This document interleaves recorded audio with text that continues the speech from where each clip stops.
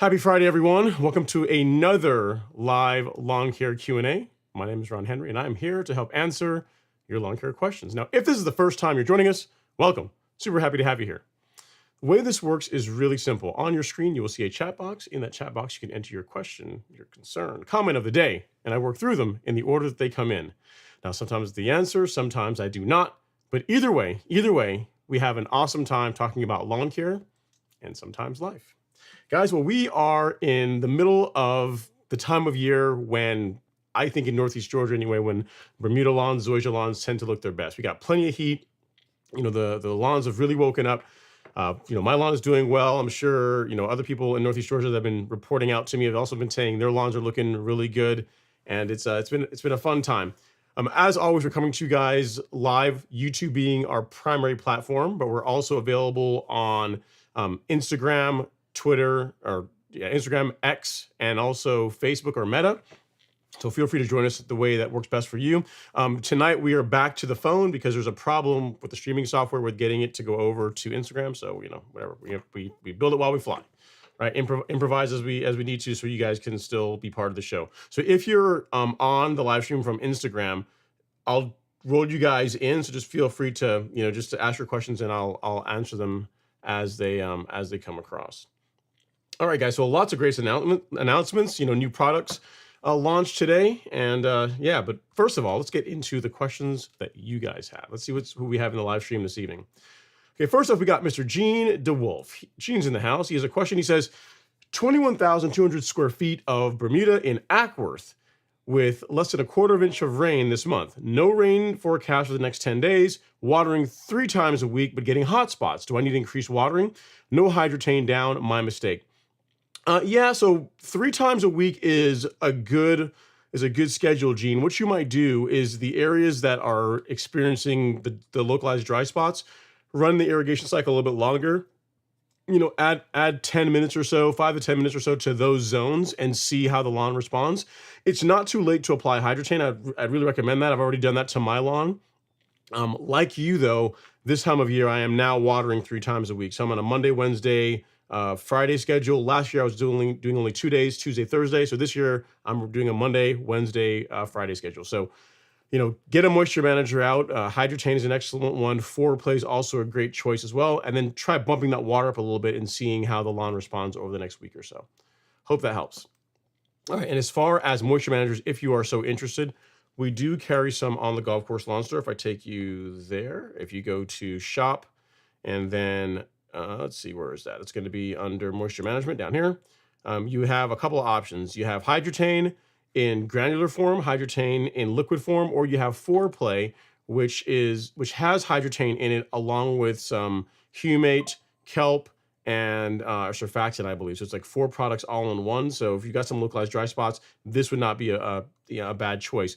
Something that folks do to kind of make application a bit easier, because this does require quite a bit of water to be, or it's beneficial to have a lot of carrier whenever you're putting this product down, is you could start with like the quart and see how that does. And then after that, just buy the gallon, just keep refilling the quart. So you can use the this quart as like your sprayer. It's already calibrated for putting the product out, and just makes it easier for you. So something to consider. I would do that to try and get ahead of the areas where you are currently seeing the localized dry spot damage, and that should help things recover and look a lot better over the next couple of weeks. So hope that helps, sir. Sorry you're dealing with that. I'll post it here in the chat for you, and if you need anything else, do let me know. All right. So again, sorry you're dealing with that, but tis the time of year for if you're not watering, or if your program isn't where it needs to be, it's going to start showing in the way the lawn responds. So definitely bump your watering up. It's getting hot, and to your point, we're not getting that much water in Georgia here. Not in the forecast for anytime soon. All right, next up, we got Mr. Jason Harrison in the house. He says it's getting toasty in the southeast US of A. He says get your cuts in early. Oh, and get your Hydrotain in place ASAP if you haven't already. Great advice, Jason. I agree. If you can do your mowing earlier in the morning or in the afternoon, you avoid the hottest times of the day. But hey, get your mow in when you can get your mow in. And it's great advice as well to incorporate Hydrotain into your lawn care program. Now, Jason, if you guys remember, had a top dressing project that he did, I think it's 3 weeks ago at this point. And he sent me some updated pictures as far as how the lawn is doing. So if you guys are interested in seeing how his lawn is recovering, we can show that right now. So that's the street view. Stripe action is looking pretty good, sir, I have to admit. And then a little close up. You can still see some sand growing in there to the right of that tree, but overall it's looking a lot better. And in the back lawn, the area where I'm sure he spends plenty of time, is looking quite nice as well. So great job, Jason. The thing that's interesting about this, right, and it's not uncommon, folks will top dress their lawns, and then they will say, it's grown in, but I've got a couple of areas where the sand is still there, it's not grown in yet, and it's just the way, you went a little bit heavier in those spots, it's just the way things are. You may have some areas that take a little bit longer to grow through, but given the way you did it, I don't think that should be a problem at all. Remember, in your case, I think you had a service do it, and they went a little bit heavier than I would have recommended. So the net results you get from that is that it takes a bit longer to recover. But again, nothing to be worried about. Lawn looks great. Keep going. Keep sending us those updates. All right. Next up, we have someone here from Instagram. It's BG Green Lawn Care. Says, glad you have plenty of heat, just constant rain here in the UK. Yeah, trust me, we take some rain over here now. We would take some rain. And then and Alexander, hey, what's going on, man? Andrew, he says, hope all life is good, sir. I can't complain. Hope all is doing well. Hopefully the little ones are doing well, So yeah, thanks for coming to just drop in and say hi. Very, very cool. All right, next up we have Calvin, 40 cal artist. I like it. He says, let's go. No rain, fertilizer is so high. I guess you mean as far as cost? Yeah, everything costs more these days, man. Everything costs more. Water, electricity, fertilizer, gas, everything costs more. So that is such is life. C'est la vie. All right. Next up we have Huntsville, Bama is in the house. He says, what reel mower makes the best stripes in your opinion? Well, I can only answer this question based on the mowers that I have direct experience with. As far as the best striping mower I have, it's the Allet C27 Evolution. It's just a weight thing.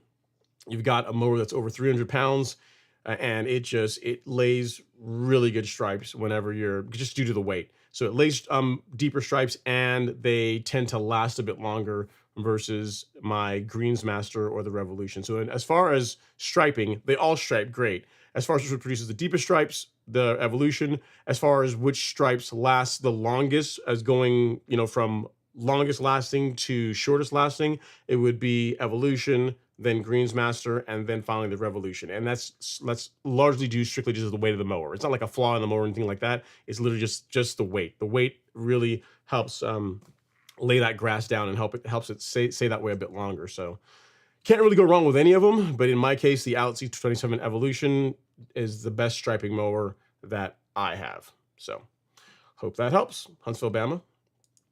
Next up, we have Ruben Texiera in the house. He says, hey, Ron, hope all is well. I can't complain, Ruben. It's been a good day. It's been a good day, man. We've got, again, new products launching. So for any of you guys that aren't aware, today, as I promised last week, if you're regular on the live stream, you already know this, or if you're on my mailing list, you also already know this. But today we launched the new micronutrient. So I'll show you guys here really quick. I'm talking, but picture's worth 1,000 words, right? So if you go to shop and then lawn fertilizer, we have two new offerings. One was launched last week, which was our fertilizer product. This replaces Turfplex in the golf course lawn program. Available now in both sizes, in 1 gallon and 2.5 gallon. Again, excellent product that I partnered with the Andersons to create. This is something that's bespoke. This is bespoke to the golf course lawn store over a year in development, and I'm really excited to bring it to you guys. Some of you should have already gotten some of it delivered already. So just waiting to hear the results you guys get. I think you're really going to like it. And then second, that launched today, is the micronutrient, which this guy replaces Nutrizolve. So as far as an excellent micronutrient fertilizer, again, some of you guys have been commenting this year about the color of my lawn, how it looks better this year than it has in years past. The little secret that you guys haven't been able to get until now has been this. So as far as what I've been feeding the lawn with, I've still been largely using the 901C carbon kit. But this is the micronutrient that I've been pairing along with that. Again, available in 1 gallon and 2.5 gallon sizes. So depending on how big your property is, 1 gallon does, I think, 21,000 square feet. And then the 2.5 gallon is like 53,000 square feet. So it just depends on, again, how big your lawn is. And then the nice thing about them is the rates are the same as what you guys remember for Turfplex and for Nutrizol. So if you're used to using those fertilizers, the rates will be the same for these. The long short of it is, this guy, if you're spraying the micronutrient along, say, with the 901C carbon kit, you would spray this at anywhere between 3 to 6 ounces per 1,000. It's really, really your call. I've tested it at 6. I've tested it at 3. Produces great results either way. You do get a deeper color if you go with 6 ounces per 1,000. And as far as the 22-3 fertilizer, the golf course lawn 22-3 fertilizer, that is 6 ounces per 1,000. So this guy, it's 3 to 6 ounces, between 3 to 6 ounces per 1,000 for that one. And then for the 22-3 fertilizer, it is 6 ounces per 1,000 is how I recommend that you spray this. So every 2 weeks produces a great result, and I think you guys will really like it. So you guys can get them. It's the pinned comment in the live stream. It's also like the featured product in the live stream tonight as well, assuming you're on YouTube. So if you guys are looking for something cool to give your lawn that extra pop, check it out. Again, launched today. Really excited about it. Can't wait to see the results you guys get with those products. All right, next up we have is Mr. Ahmad Damra. He's in the house. He says, hey, Ron, happy Friday. I just finished mowing and stripes were crispy. Crispy, you say, huh? Crispy. Interesting. Crispy. I like it. It's good. A good describer for stripes. And then we got Jackie Bear in the house. He says, happy stream, everybody. What's going on, Jackie? And then he comes back. He says, I mow my lawn on Tuesday, and I was going to mow on Friday. However, the temp is going to be in the high 90s. Don't want to burn the lawn. What do you recommend? I still mow the lawn. Yeah. So, temperature, other than it being hot outside, there's not like a day when I don't mow because the temperatures are higher. In other words, my mowing schedule is my mowing schedule. If it's cool, I mow. If it's hot, I mow. It's because the thing you don't want, Ruben, is if you start being ad hoc with your mowing schedule, what tends to happen is if you say you mow Tuesday, so Wednesday, Thursday, Friday. Yeah, so today would have been the day to mow, if you're using growth regulator. If, you say you wait till Sunday to mow, you are going to be cutting off more leaf than you normally would. And that's where you can start getting into discoloration challenges and those types of things. So if you, as much as you can, stick to the same mowing schedule, the lawn is going to tolerate it just fine. It's better to cut less leaf off consistently than to, to mow today and then wait like 4 or 5 days and mow and cutting a whole lot more off. That is more of a stressor than just taking a little bit off and more tightly spaced intervals. So I would mow your lawn. No reason not to do that. And the question that I've also gotten to as far as spraying the 22-3 fertilizer or the liquid micronutrient, can you spray it when temperatures are in the 90s? The answer to that is yes. The rates that I give you guys, now there's a broad range on the label, but the rates I'm telling you guys to use, which also happens to be the lower end, it's kind of a theme with me, spray at the lower rates.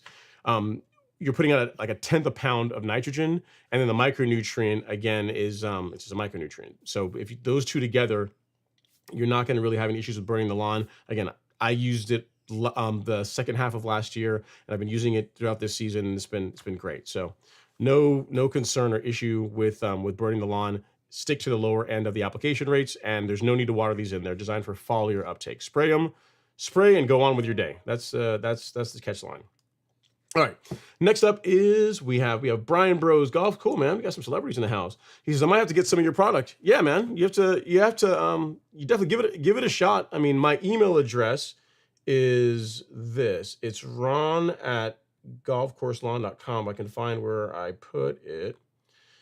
It's the hardest thing ever. There it is. That's my email, ron@golfcourselawn.com.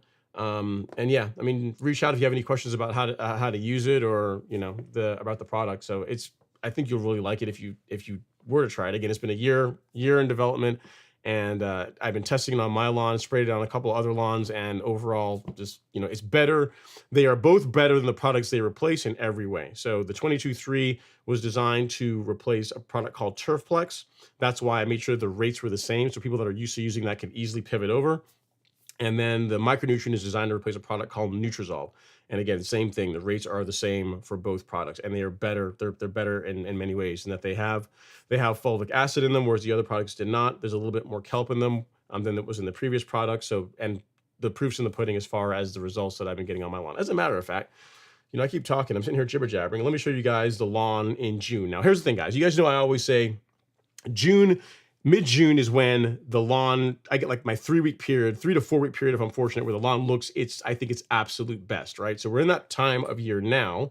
So this is a video of how the lawn looks. Now, granted, I did shoot this at not necessarily the best time of day. It's a bit bright out, so the stripes aren't as nice as they could be. However, whenever I turn here in a second, you get a better appreciation for that stripe action. Now, I don't care who you are. If you don't like lawn stripes, you probably won't appreciate this, but I think that looks good. I think, most lawn connoisseurs can appreciate some good quality stripe action. And we're going to give you guys a shot here of the diamonds, show you how it looks from that angle.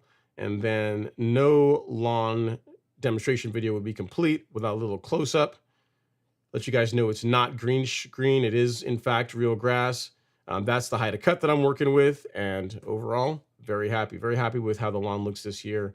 Again, the small little tweaks of the program have really shown through in the color and just how it's been holding the color all year. It's been mint. Love it.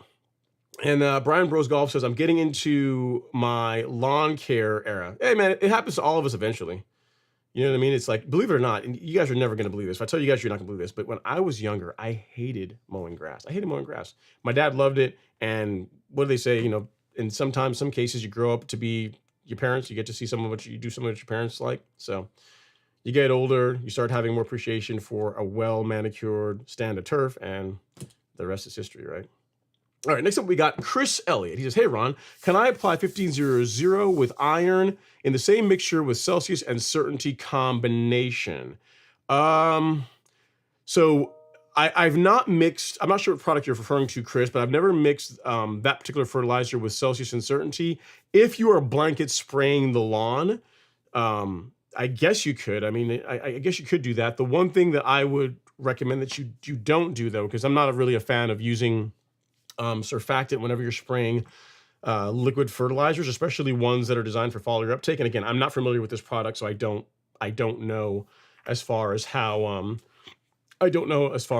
well that if it's time to be watered in, or you're supposed to spray it and just allow it to dry.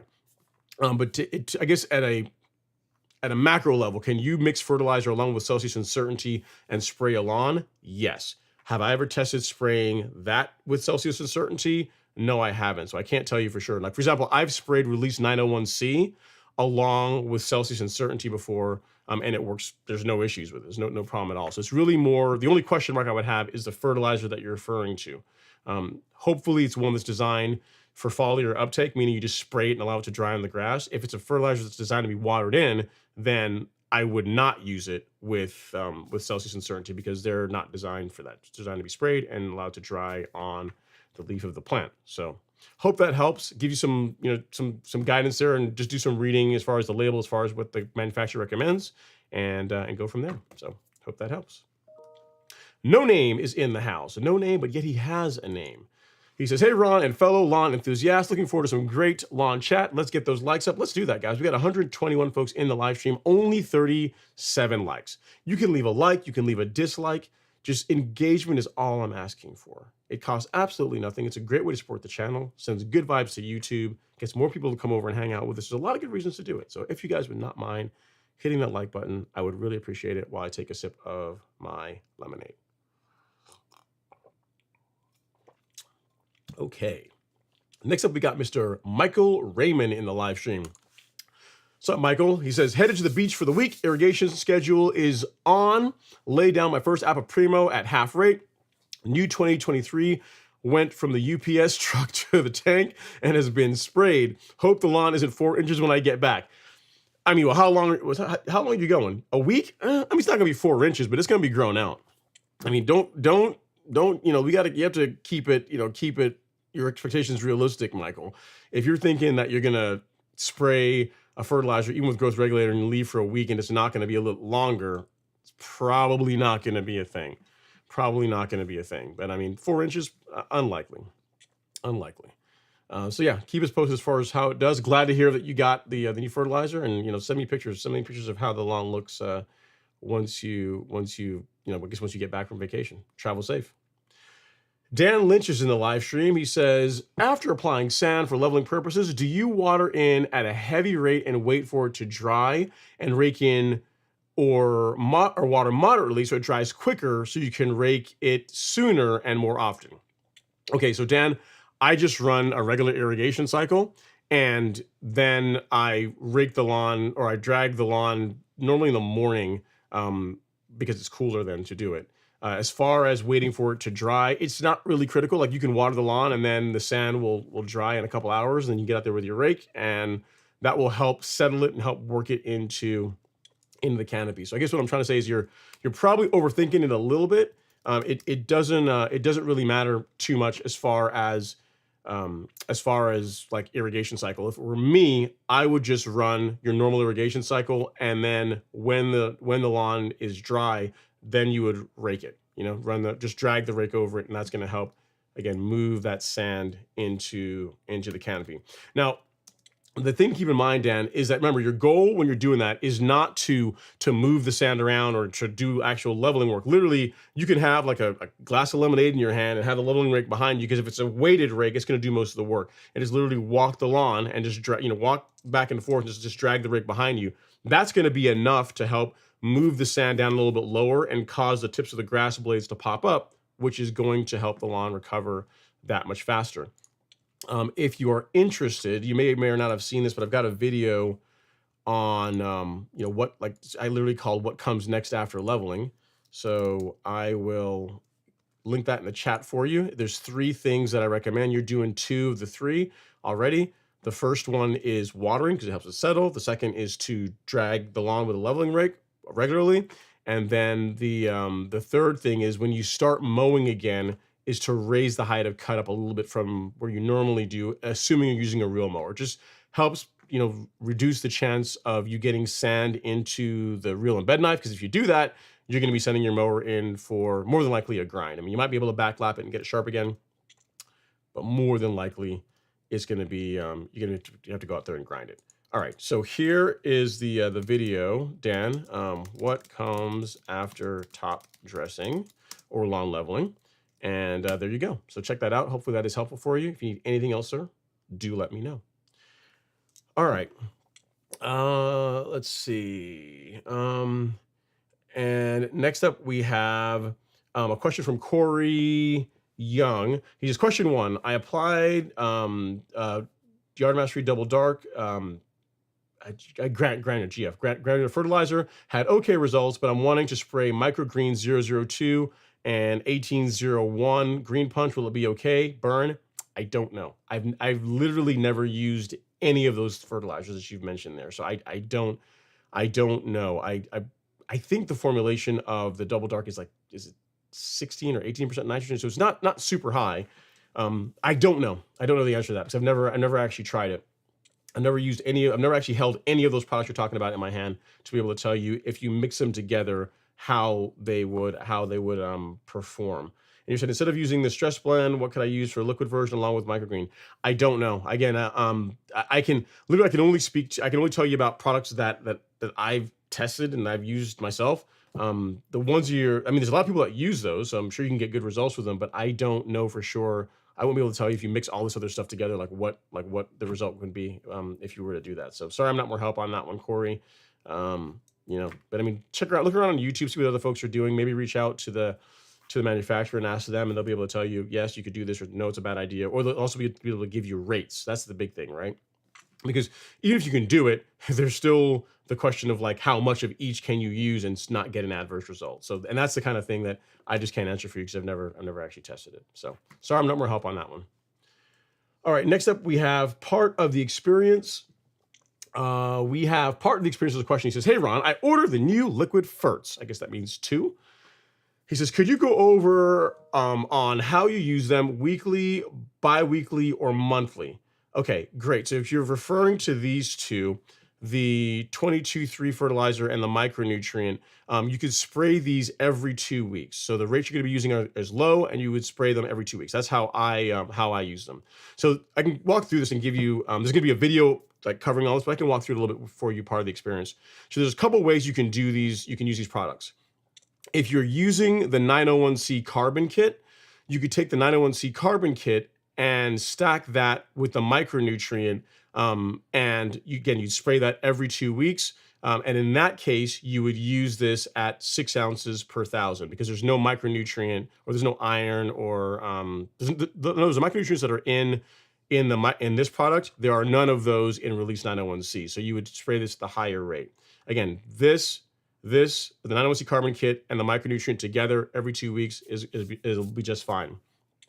Your other option is if you got both of them, right? So say you got the 22-3 and you also got this, you can use them together because the thing with the micronutrient is that it contains copper, molybdenum, boron. It has some micronutrient that the 22-3 fertilizer does not have, but they both have iron. So what I would recommend is if you're going to mix these two, spray this at 6 ounces per 1,000, like I said, and this I would back the rate down. I would spray it at 3 ounces per 1,000. Good. The net positive of that is you get a great result, and you're using less of the product, so you get more applications out of it, right? So if you're using these two together, 6 ounces per 1,000, 3 ounces per 1,000 with this.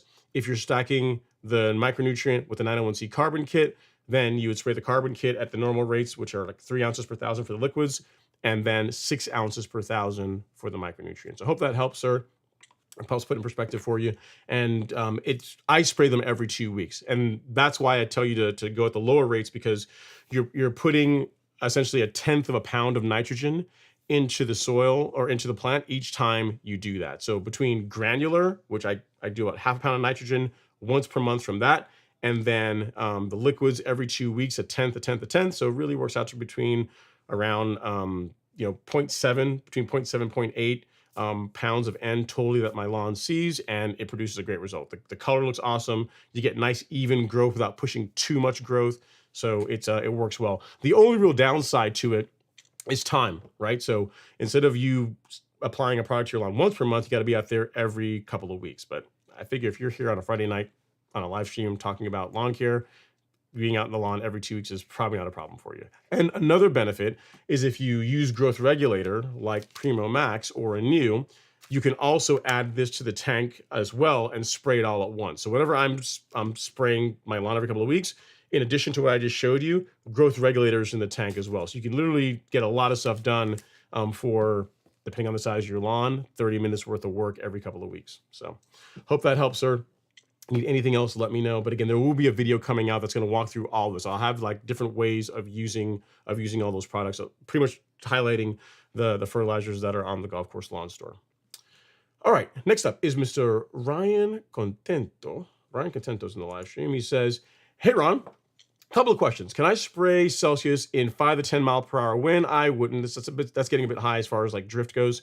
Also, how long should I wait before light turf raking after granular fertilizer? Thanks a ton. Yeah, so the question one, if you're asking a question about the wind, if you can notice the wind when you're out on the lawn, then you probably shouldn't be spraying, definitely not herbicides out there.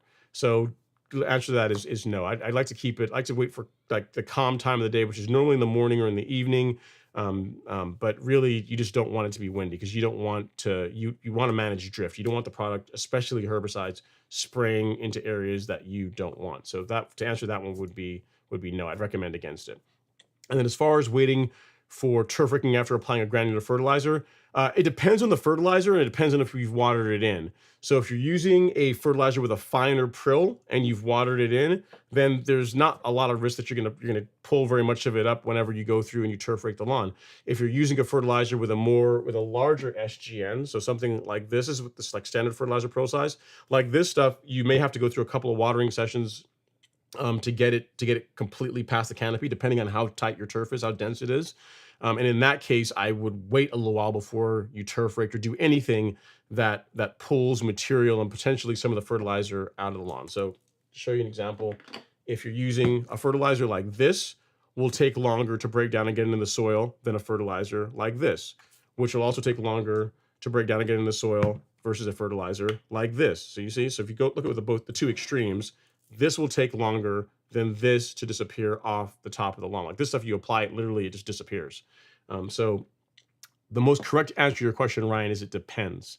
Depends on the fertilizer you're using. It depends on how tight, how dense the canopy is of your lawn. And what I would say is, if you're using a standard prill fertilizer, so like 200 SGN thereabouts, whenever you don't see it, so you've watered a couple of times and you don't see it on the lawn anymore, then you'd be good to do a light turf raking. So hope that helps. Great question.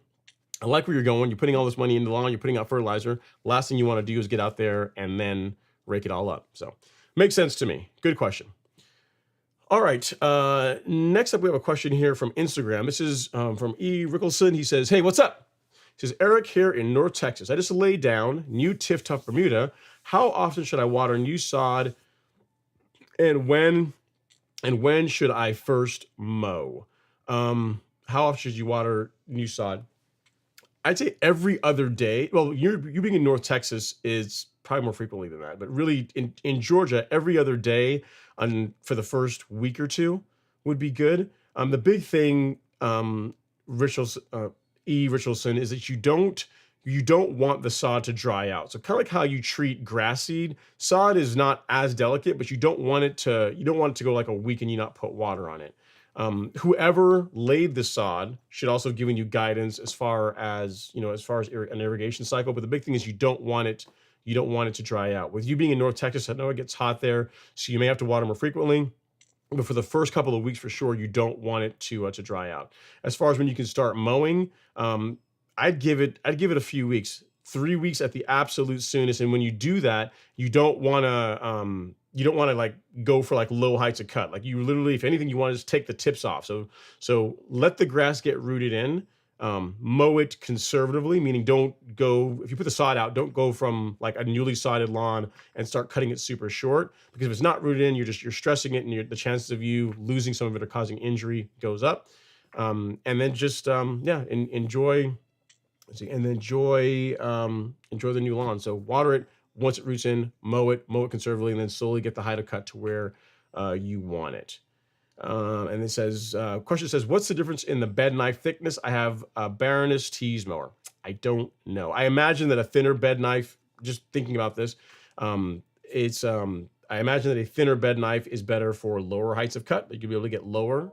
on your heights to cut. And a thicker bed knife is going to be, I'd imagine, just a lot more rugged. So as far as like it holding an edge longer or resisting damage, a thicker one's going to do better than that. But I can't tell you off the top of my head, other than a thinner one would be better for lower heights to cut. CPT and D Morgan. Like with Toro, with Greenmasters, they have a I want to say it's a black bed bar and a red one, and I forget which one is for cutting more aggressively. But Toro's got like a bunch of documentation on this, on like clip rate and setting up the reel to bed knife relationship and bed bar choice and all this kind of stuff. So I would look at that. Like they have like documentation that you can read on this, and in there they'll likely tell you which one is correct for what application. So hope that helps. All right, next up is Miss Sunho says, new construction home with 77,000 square feet of lawn, cool season grass, suggestions for an economical, practical fertilizers. Dude, it doesn't matter what it is. 77,000 square feet, sure, between 1 to 2 acres, almost 1.5 acres, thereabouts, if my math's right. Yeah, it's gonna be a lot. I mean, I'm not sure what to tell you. As far as cool season grass, the cool season grass fertilizer that we recommend for this time of year is our Stress 12024 product. Great fertilizer. A bag covers around a little over 10,000 square feet. Let me tell you exactly. Like a bag covers, tell you exactly, yeah, 10,000 square feet. So you would literally need 8 bags to do your lawn. So, I mean, you might go to like a local, if you're looking for something like less expensive, you may go to like a local garden store and see if they can, they have a fertilizer that will work, that you can buy in bulk. But with 1.5 acres of fertilizing 1.5 acres is going to be expensive. Like it's like, you want a really big lawn, like, and you want all of it to be maintained, like you're really going to maintain all of it, then it's gonna cost. So as far as fertilizers goes, this is the one that I would use on a cool season lawn. Again, given where you are and how big your property is, you're gonna need 8 bags to cover 77,000 square feet. Let's see, cool season, I'll say summer fertilizer. How about that? All right, hope that helps, sir. Next up is Brad Greer.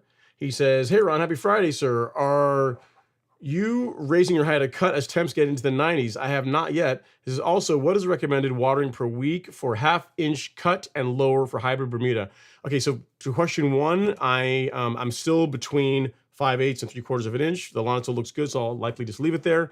And as far as watering, it's tough to say. Right now I'm watering 3 times per week, and the lawn it likes that. It looks good at that. At 1/2 an inch, or lower, I can't say for sure. What I would say is whatever watering schedule you were running before, like earlier in the season, say you're watering 2 or 3 times per week, continue doing that, and you'll be able to see how it's doing. If it begins to dry out or the color starts to come out of it a little bit, then thing 1 would be to increase the time each one of the irrigation cycles runs. And then if it's still not doing well, then you could look at adding another day. But the first thing I would do is keep the same schedule and just increase the run times in the areas where the lawn seems to be struggling a bit. So hope that helps. There's not really like a specific formula to answer that question. You have to observe how your lawn is doing and then adjust the watering accordingly. 3 times per week is what I'm doing: Monday, Wednesday, Friday, this time of year. All right, next up is Munir Mahid. He says, it's an evening to celebrate. Team USA made it to the playoff rounds, top 8 and top 20 cricket World Cup currently being played on our shores. Wow. Wait, the US actually has, I should know this. My dad's like a huge cricket fan. He loves the West Indies. You telling me that the US has a cricket team and they actually are competitive on the world stage? Okay.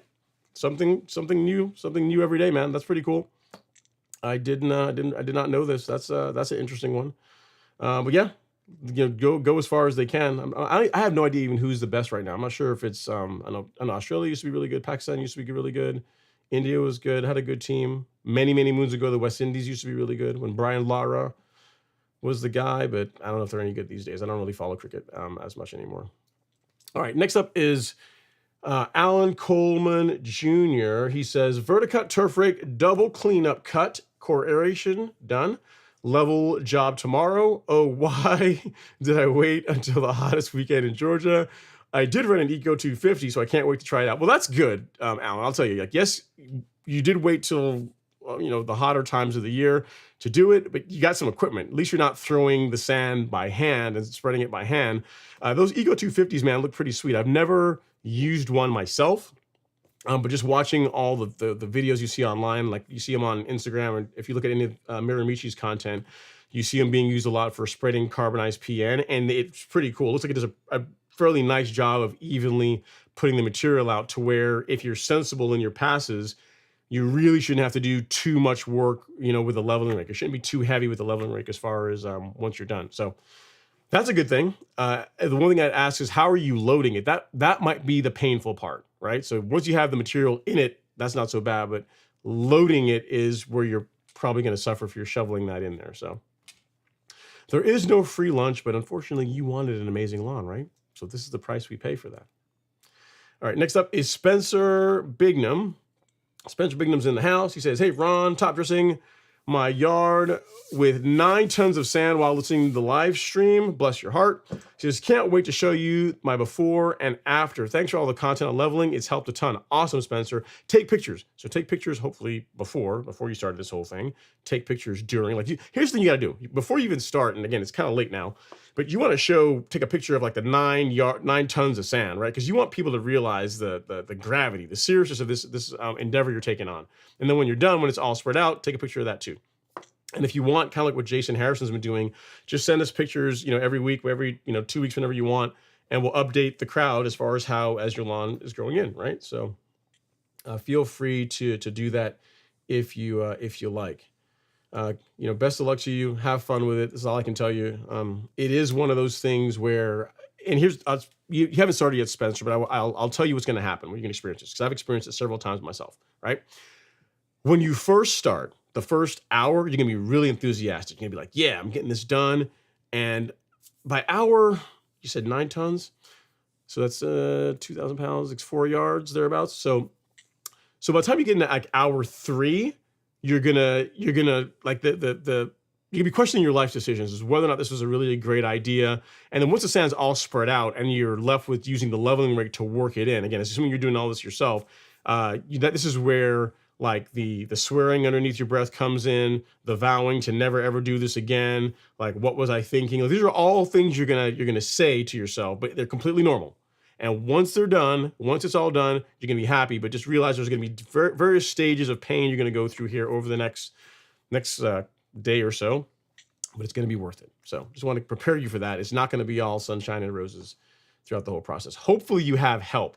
What would be ideal is if you have really 3 people, I think is what makes top dressing easier. So if you have one person working the leveling rake, one person using the wheelbarrow to like transport from wherever the sand is to the part of the lawn where you're currently top dressing, and then another person filling up the wheelbarrow.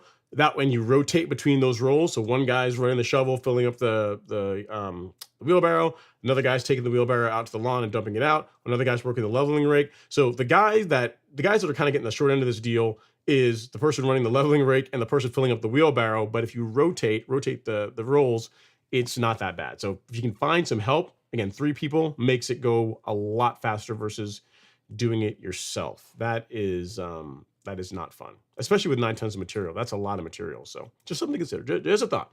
It's not too late. Not too late to get help. And keep us posted as far as how it goes. All right, Ryan Contento says, also picked up a Ryobi turf rake and backpack sprayer this week. Nice. Last week I got my soil test results and applied what was recommended. We got to clap it up, man. Man got himself some new hardware. I like it. Well done, Ryan. And next up, we have Austin here on Instagram is weighing in. He says that the Eco 250 will not spread wet soil 3 compost. You're saying this almost like you have like direct, you know this for a fact, Austin. But in general, I mean, you don't want to spread like wet material. Like, I don't know any of the ones that have like that throw the material.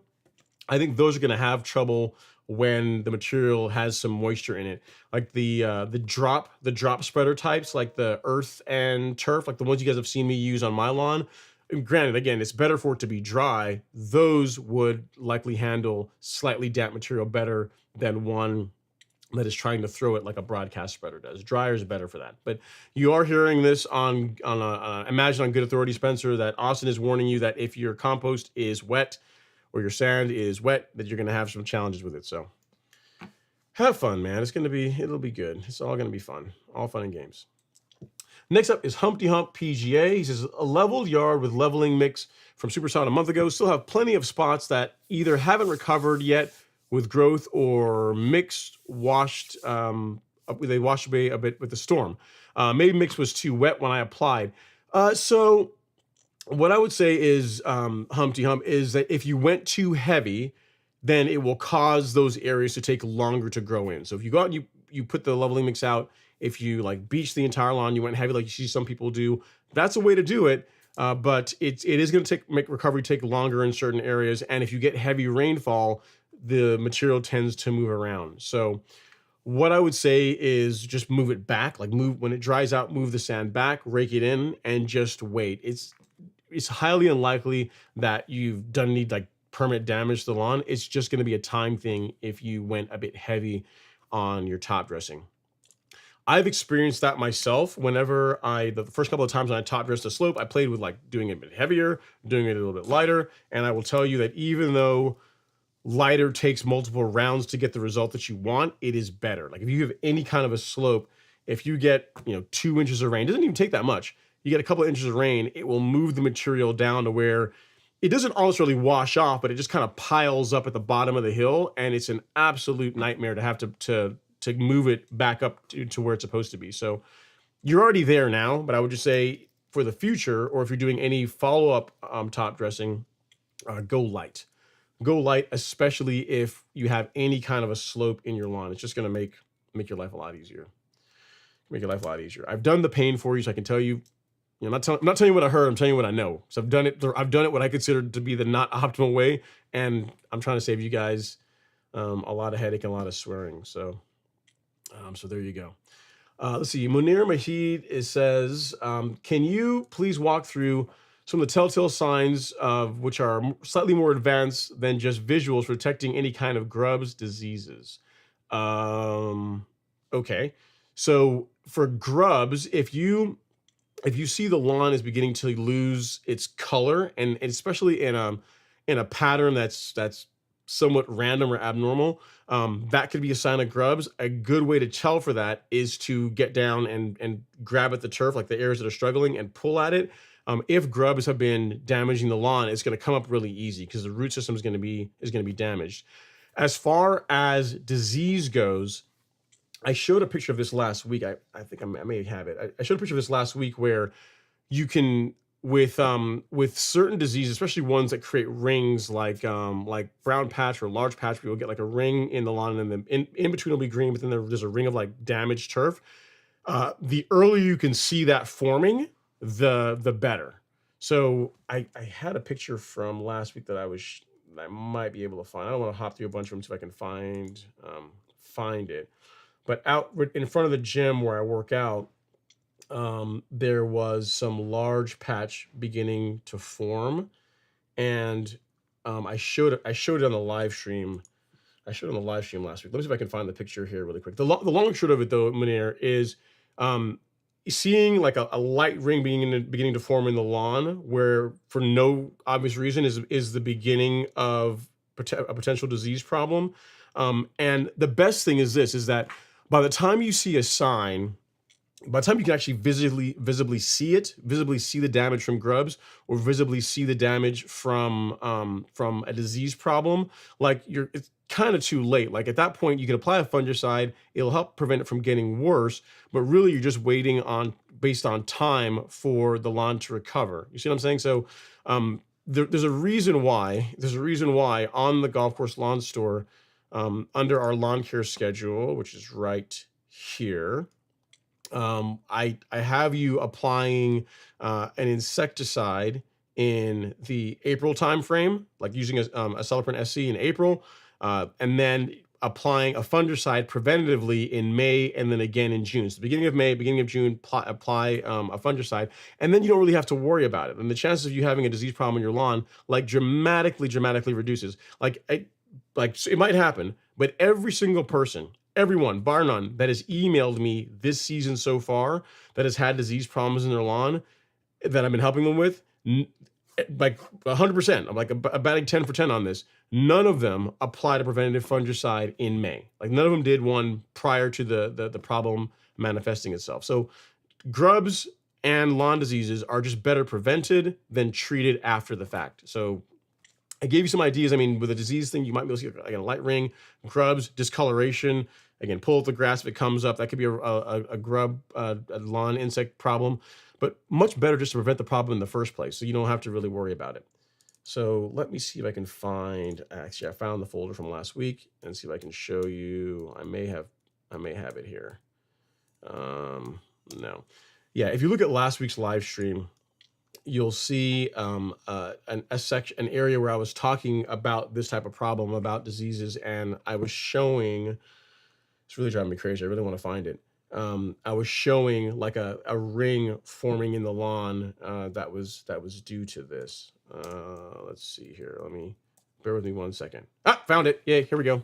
Cool. All right. So this picture right here, if you look at this, let me scroll up here really quick. Right there. All right. So if you look at this picture, unless I pointed it out to you, some of you guys might not even see that forming. Do you see the circle there? And again, I actually zoomed in on this. This ring that you're seeing there is about 5 feet in diameter. It's fairly large. But if you see that ring beginning to form, that is the beginning of a disease problem in this lawn. I should have taken a picture of it today, because it's actually gotten worse. So if you see something like that, that could be the telltale signs of a problem. But again, the way to not even have to deal with that is just do a preventative fungicide app. Do one in May, do one in June, and then go on with your life. You don't have to worry about it. That's what I would tell you, Manir. Next up is No Name. He says, how long do your Hydrotain apps work for? So according to the manufacturer, they say 90 days. I apply it every 2 months is what I've done. I get pretty good results with that No Name. So every 60 days does well. And next up, guys, he has returned. He's back. LG is in the house.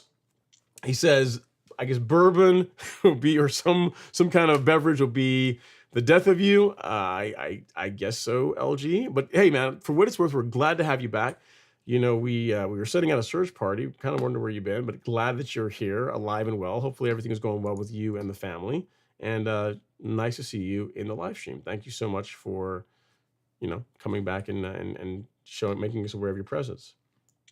So guys, I also want to show a picture of another lawn. This one came from Soldier. He's known as Soldier in the live stream, and I think his name is Aaron. He sent me a picture of his stripe action, getting the lawn ready for Father's Day. And overall, it looks really good. I mean, he's quite happy with that, and he has a lot to be happy for. I mean, that lawn looks clean. He's starting to work on getting some diamonds, and they are starting to pop in. So keep going, sir. Keep mowing it. Lawn is looking good. Man, I tell you, you guys with really flat lawns, I am so envious of you. The ones that have like the really flat front lawn. It's so cool because visually, like my back lawn is relatively flat, but having a big, nice flat front lawn is, be awesome. But it wasn't meant to be. Wasn't meant to be for me. So next up is Shrunken Head. He says, hey, Ron, I work for a company that likes to scarify when there's next to no thatch layer at all. Is there any method to this methodology? So I do it, Shrunken Head. So as far as what I do as part of my lawn care program, I verticut once per month, and then I turf rake a couple times throughout the month, and I do it really lightly. So the part of why I do that is, one, it helps get debris out of the lawn. So any clippings that didn't end up in the grass catcher, it's a great way to pull them up. Any dead grass that's in the canopy, I pull that out. It's also a nice way of really setting the stripes. As far as like the stripes looking like lasers after you verticut or turf rake, it looks incredible. So is there any merit to it? Sure. And there is. It's what I do on my lawn. Some of the benefits of it is that I have not since I started verticutting during the growing season once per month, and also turf raking, the disease problems in my lawn have like dramatically dropped. Have gone, have pretty much become non-existent. And then something else is interesting as well too, and it's kind of a side effect I didn't expect is, how some of you guys in the morning, you wake up in the morning, you got mushrooms in your lawn.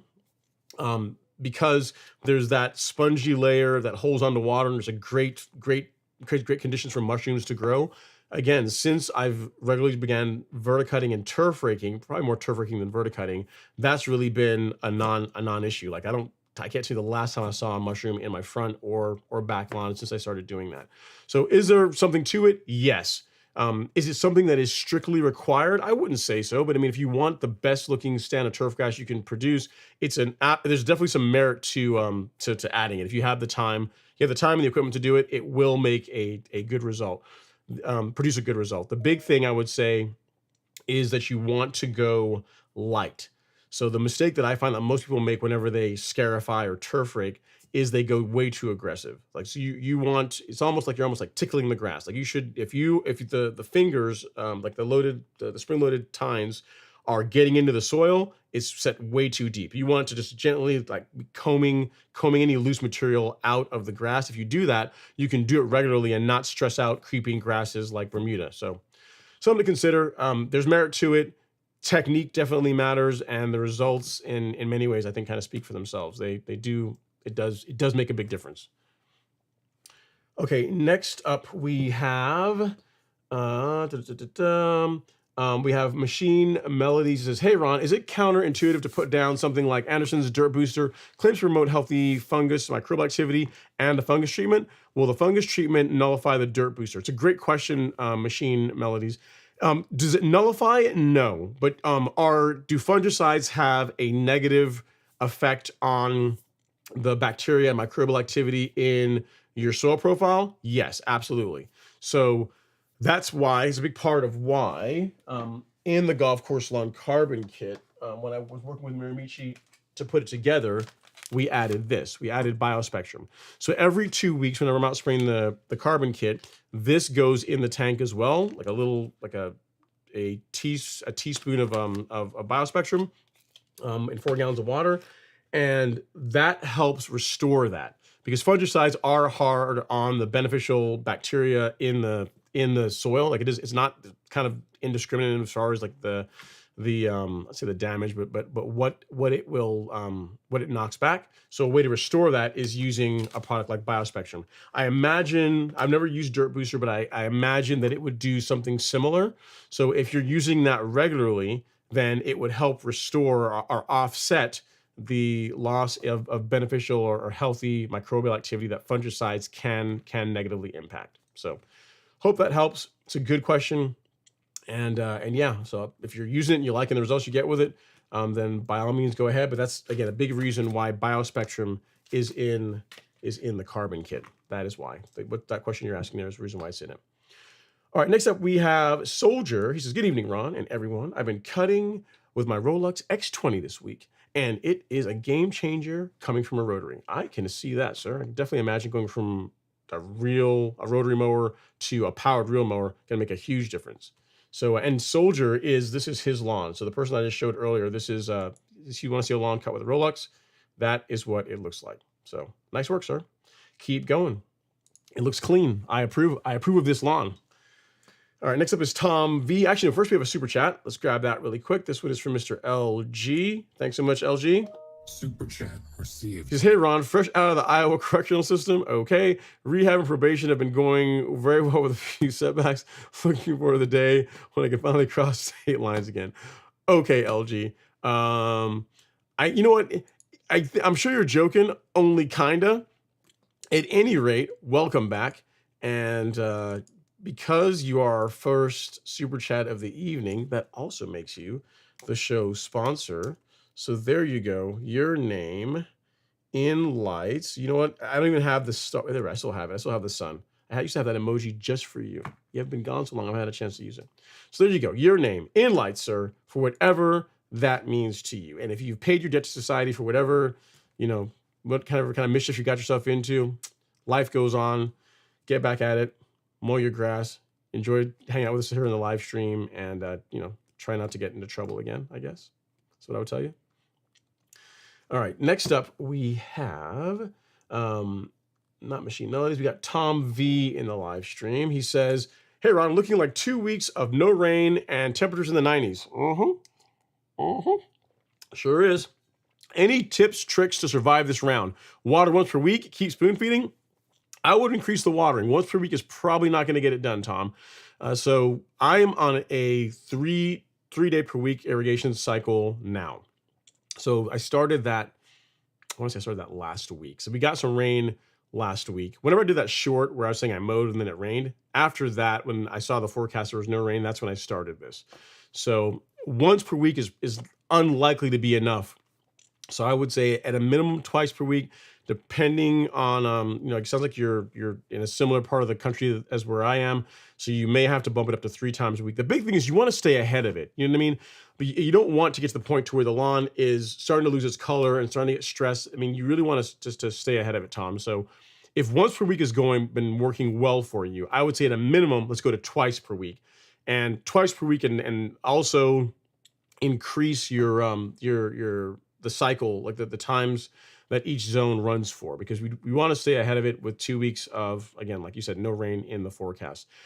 Moisture managers are a good idea. Ideally, you would want to have had that in the soil already. A product like Hydrotane would be good, but there's plenty of moisture managers out there.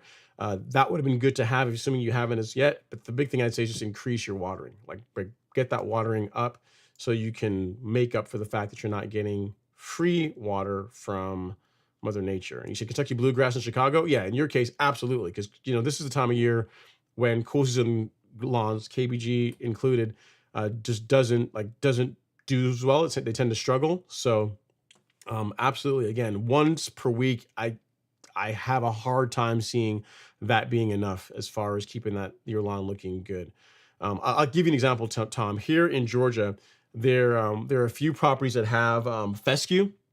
Like some of the big churches around here have fescue on their properties, and they, like this time of year, they are running irrigation. Like whenever I drive by there, especially during the day, middle of the day, like 1 o'clock in the afternoon, the irrigation is running, and that's fescue, which handles heat, I think, a bit better than at least the heat we have here in Georgia, better than KBG does, and they're still running irrigation a lot to keep it looking good. So. And granted, you're in Chicago, you're a little bit north of us, or a lot north of us, but once per week, I just don't think that's going to be enough, man. I would really, really increase that irrigation, the irrigation cycle. Just don't, in other words, don't let it get to the point where you're starting to see damage from the heat stress. Just stay ahead of it. Okay, next up is Tutrilla, the Tutrilla from Manila. He says the 2023 liquid gold has been ordered and is on its way. I could not be happier. Awesome, Tutrilla. Keep me posted as far as how it goes. I think you're going to be very happy with it. Very happy with it. And then next up, we have Terry Wells is in the house. He says, "Hey, Ron, love your show." That's Papa Smurf, I guess. He says, "I'm having my yard leveled on Wednesday." I like that. You see what he says? Yeah, "Hey, Ron, love your show. All these folks talking about putting all the sand down. Yeah, I'm having mine done. Meaning I'm not doing it myself. I'm paying someone to do it, which is not a bad way to go. You paid the invoice, right? So you still leveled your lawn, as far as I'm concerned. Still counts. So my question is, I've been cutting my zoysia at 1 inch. How low should I go prior to them leveling? You could leave it at 1 inch if you want. I have always done my leveling with my lawn at 0.75, like in that area, but 1 inch will be okay. The thing you'll find, Terry, is getting it a little bit lower does make working the material in a bit easier. But if the people that are coming out to come do the work have like a golf cart, like whenever I've had Sandman come out and do mine, they have a golf cart and they have this big drag that they put behind it. So it doesn't really matter. It's like a weighted drag, and they just like make passes like a NASCAR, just make passes all over the lawn to work it in. So they're not going to have a problem doing that. If you were doing it yourself, getting it down a little bit shorter, 3/4 of an inch would be fine. But again, an inch is okay. In other words, I wouldn't make any drastic changes. An inch is absolutely fine. If you told me that your lawn was at 2 inches, then I'd say, yeah, especially if you're doing it yourself, that's going to be a bit of a headache to spread that material yourself. But an inch will be okay. I really wouldn't. I wouldn't create work or where there doesn't need to be any. And I definitely wouldn't stress the lawn this time of year, like a a drastic height of cut change is 25% lower, going 3/4 of an inch. Like I wouldn't pick now as the time to do that.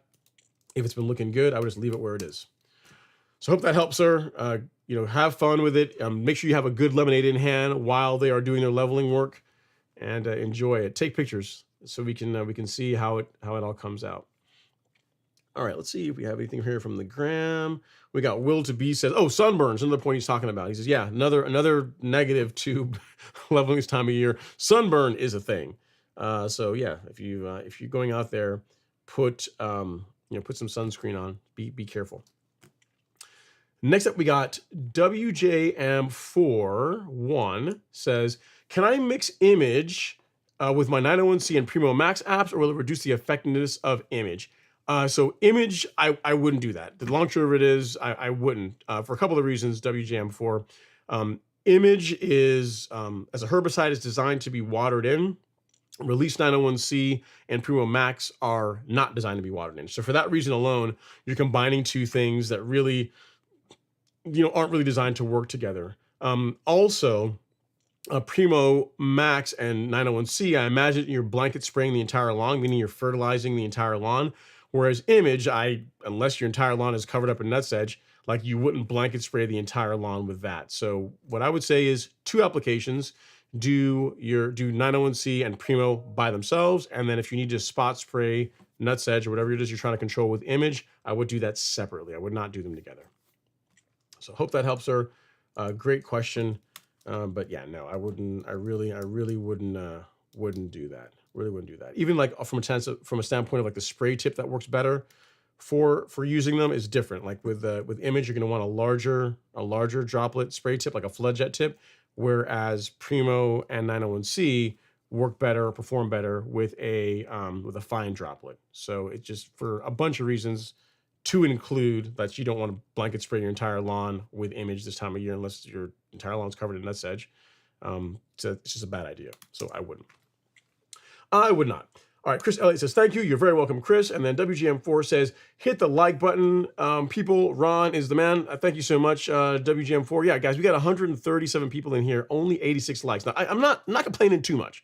86 is better than the 34 we were at before, but we can surely do that. So if you guys have just joined the line stream, perhaps you're excited, you want to talk about lawn care stuff, you want to hear people's horror stories, their successes, and you got your cocktail, your beverage, and you forgot to hit the like button on the way in. Completely understand it, but you can rectify that now. Just get in there, move that mouse up, and tap the like button.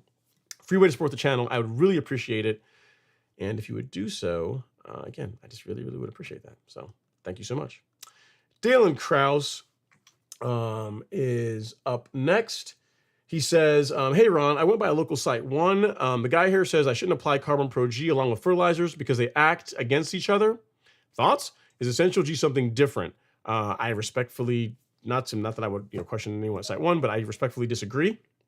So what they're probably thinking about is if you use a product that is, take biochar, right? Which was what Carbon Pro G is. It's biochar and compost. If you take biochar that is not charged, meaning it's not already been inoculated, then raw biochar will actually reduce nutrient levels or measure nutrient levels initially when you put it into a lawn. The thing is, Carbon Pro G and Essential G, neither of those are uncharged. They're charged biochar. So literally when you apply them, they are net givers, not takers. So you can absolutely apply Essential G and a fertilizer. You can absolutely apply Carbon Pro G and a fertilizer. Again, I've been doing it for years, and not only me, but several people have been doing it for years, and the lawns look incredible. So what they're probably thinking about is uncharged biochar, which again, Carbon Pro G is not. It's a charged biochar product, much like Essential G. So if you go look at the video that I did with Miramichi 2 years ago, I think in the spring, where I sat down with Webb, which is their, I think is their chief operating officer. He was talking to me about like the different products and how they came about them and differences between biochar types. I mean, if you want to geek out on biostimulants, it's a great use of your time. So I can find it, and I will, I'll send you the video. But the long and short of it is, you're fine to use Carbon Pro G and a fertilizer. You're fine to use Essential G and a fertilizer. You're fine to use any of the other ones. Like if you got like I don't know, what's another one? Humichar and a fertilizer. They are all fine to use together. There's no problems. Every month I put out Essential G, and then followed by that, I follow that with Humic Max afterwards. So no issue. Again, they're probably thinking about something else, or maybe you misunderstood what they were saying, perhaps. But at any rate, the answer is no. That is not correct. You can use them together. There's no issue with that. And Dalen, if you are so interested, here is the video. I'll say Miramichi site visit. So if you guys are new to the channel and haven't seen this, it's worth checking out. It's from a couple of years ago. They took me behind the scenes. It was a beautiful day for filming. You get to see how carbonized PN is made, how most of the process behind how Carbon Pro G is made. Some of it I wasn't able to film, or wasn't allowed to film it and show it to you guys. So some of that stuff I couldn't show. But yeah, it's really cool to see how the products go from essentially waste stream products, and then how they go through their process of refining it. And literally this stuff smells like death when it shows up. And through the processes that they use, like you'll see me in the video, like I'll pick up a scoop of it, and it has no odor. Like I think it's essentially what gets turned into Carbon Pro G. So it's a fun watch in case you're interested. All right, next up is John Bear. He says, how soon after using Foreplay and some spot treatments should I put down some Essential G and Primo and Release 901C? Hybrid Bermuda, and I did my first Primo spray about a month ago. They're not really linked, John. They're not really linked. So you could do, it doesn't really matter is what I'm trying to say. So if you applied Foreplay this morning, you could go out and spray, what did you say here? You could go out and spray Primo and Release 901C in the afternoon of the following day. So if I were going to do that, here's how I would do it. Because Foreplay needs to be watered in, what I would do is I would do Essential G. This is the order. I would do Essential G, say tomorrow morning. And then once you're done putting Essential G down, I would go out and spray the entire lawn with Primo and Release 901C, allow that to dry. And then in the afternoon, or the following day, whichever is more convenient for you, you could then put out Foreplay or spray the lawn with Foreplay. The benefit of that is the water that you're putting out to help put Foreplay down and to water it in is also watering in your Essential G. And you're doing it after several hours have passed. So your Primo and 901C are already dry. They've already been being taken up by the plant. So you're good to go. So in that scenario, I would do Essential G, your foliar apps, and then Foreplay last. And I would make sure there's enough time between the 901C and Primo app and to allow it to dry before essentially running an irrigation cycle on the lawn, or a light one, which you'd be doing when you put out Foreplay. So hope that helps, John. Great question. And hopefully that is useful for you getting a good result with those products. All right, we have another super chat. This one is from Mr. James Smith, Mr. Half and Half. One day I will forgive James, guys. I'm not bitter. If you guys don't know, James was the guy that one time had me on the live stream here drinking Chick-fil-A lemonade like normal as was intended, and then this diet stuff, and had them mixed together, saying, "Oh, you mix them half and half. It's great." It's great, like how diet ice cream is great. Anyway, I digress. Super chat. James Smith says, was LG being held in Iowa for lawn abuse? Were you holding back on micro and macronutrients? And Ron, what's the drink mix? And there will be no 50-50 tonight, just a pineapple and mango smoothies. Now that sounds good. That's a drink. That's a cocktail or a combination I could get behind. Tonight, guys, it is lemonade, and I have that watermelon and ginger, it's almost like a puree that's in here as well. So this much water, the watermelon and ginger mix, and then lemonade. So water, lemonade, and like a watermelon and ginger puree. It's really good.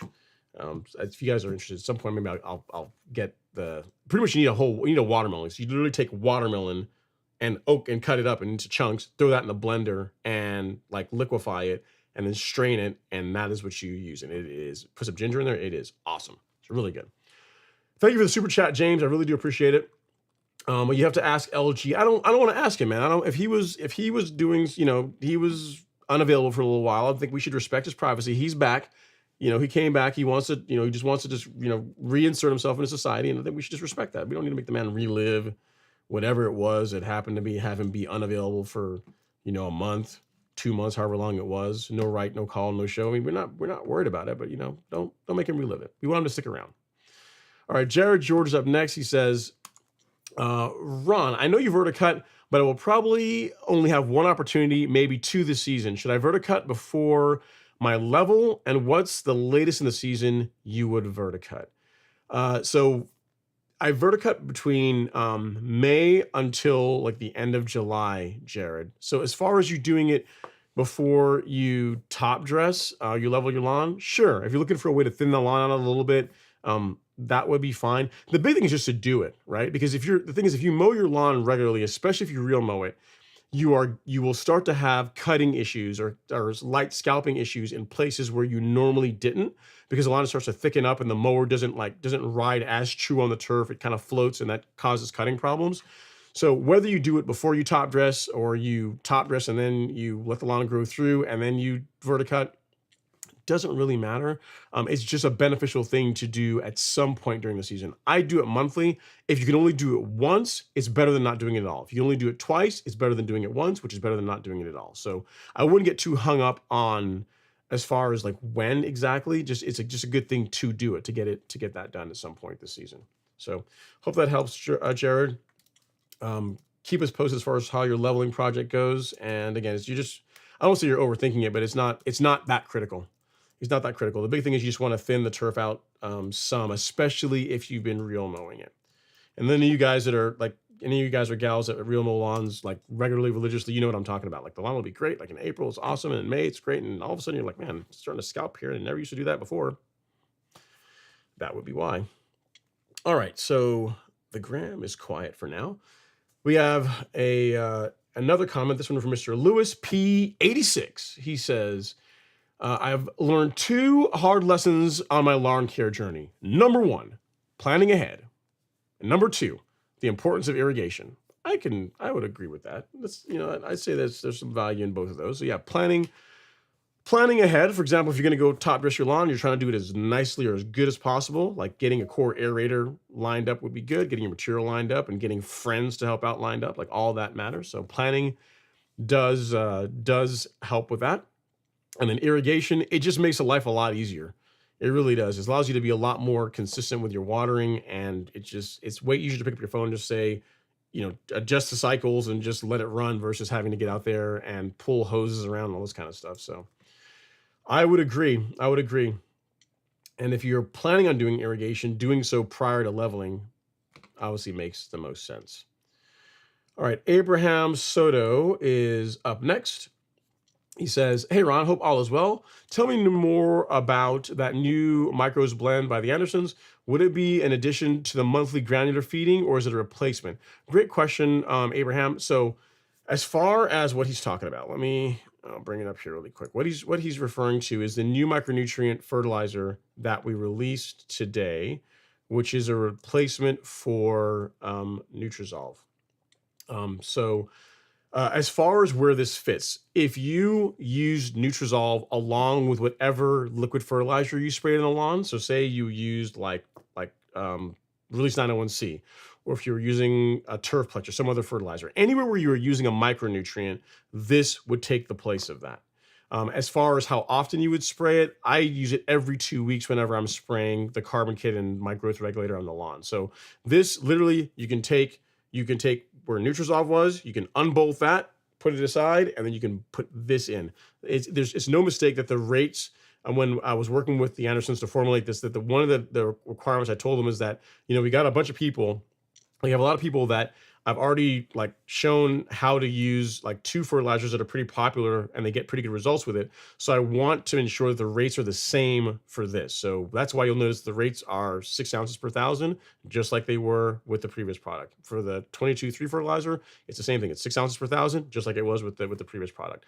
And as far as how you would use it in a monthly feeding program, your granular fertilizer, when I do spoon feeding, is I do that once per month at low rates. So I put about half a pound of nitrogen into the lawn from granular, and then I spray liquids every 2 weeks at 1/10 of a pound of N. So all in over the course of a month, I get about 7/10 a pound of nitrogen, which again is low. It's lower than what most people would say you should give Bermuda, but coupled with the fact that I have a really good biostimulant program that I'm using the carbon kit with it. So like the micronized carbon that is in the release products that Miramichi puts together does help with uptake. So I'm able to put less product, less nutrient into the plant and still get a great result. And you guys can see the results for yourself. Like all the videos and everything that I post, that's like that lawn is running on 0.7 of a pound of nitrogen, for which for Bermuda is on the low side, right? Because most people say a pound of N per month, and that's what you should be doing. But I don't. I tend to say less than that. The benefit is that you get, I think, a lot of the upside with none of the downsides. Like the thing with using a pound of nitrogen per month, you can do that. But what you tend to get, especially this time of year, is a lot of growth. Like the lawn's going to grow a lot more aggressively. Whereas if you are, truly spoon feeding, like giving it what it needs, but not really to excess, you get a beautiful color, nice even growth, and it works really well. And this just is a great addition to that program. So if you, for example, spray a micronutrient when you're spraying Primo, so if you're looking for an iron source when you're spraying Primo, this could be it. So just wherever you were using a micronutrient, standalone micronutrient, that is where this would fit. It has kelp in it, and we also added fulvic acid, which is part of why it costs a little bit more. But that helps with uptake, with nutrient uptake, especially when you're dealing with a product that is designed for foliar sprays, right? So none of the stuff that we carry, like none of the release products, the kelp product, the micronutrient, or the 22-3 fertilizer, like none of them need to be watered in. You spray them, you spray and go on with your day. You don't have to run your irrigation after you're done. So that's why I was able to get fulvic acid added to the formulation for both of them, again, to help with that nutrient uptake. So hope that helps, Abraham. Again, I've been running the micronutrient. I tested both of them. I was using the 22-3 for some of last year. I've been using the micronutrient the entire time from August or so, once we finally settled on a formulation. August until up until now. Like literally what you're seeing on the lawn has been that micronutrient. And a kind of a cool thing is, without, like, unsolicited, like you guys didn't know that up until maybe a month ago, whenever I told you guys it was going to become a thing.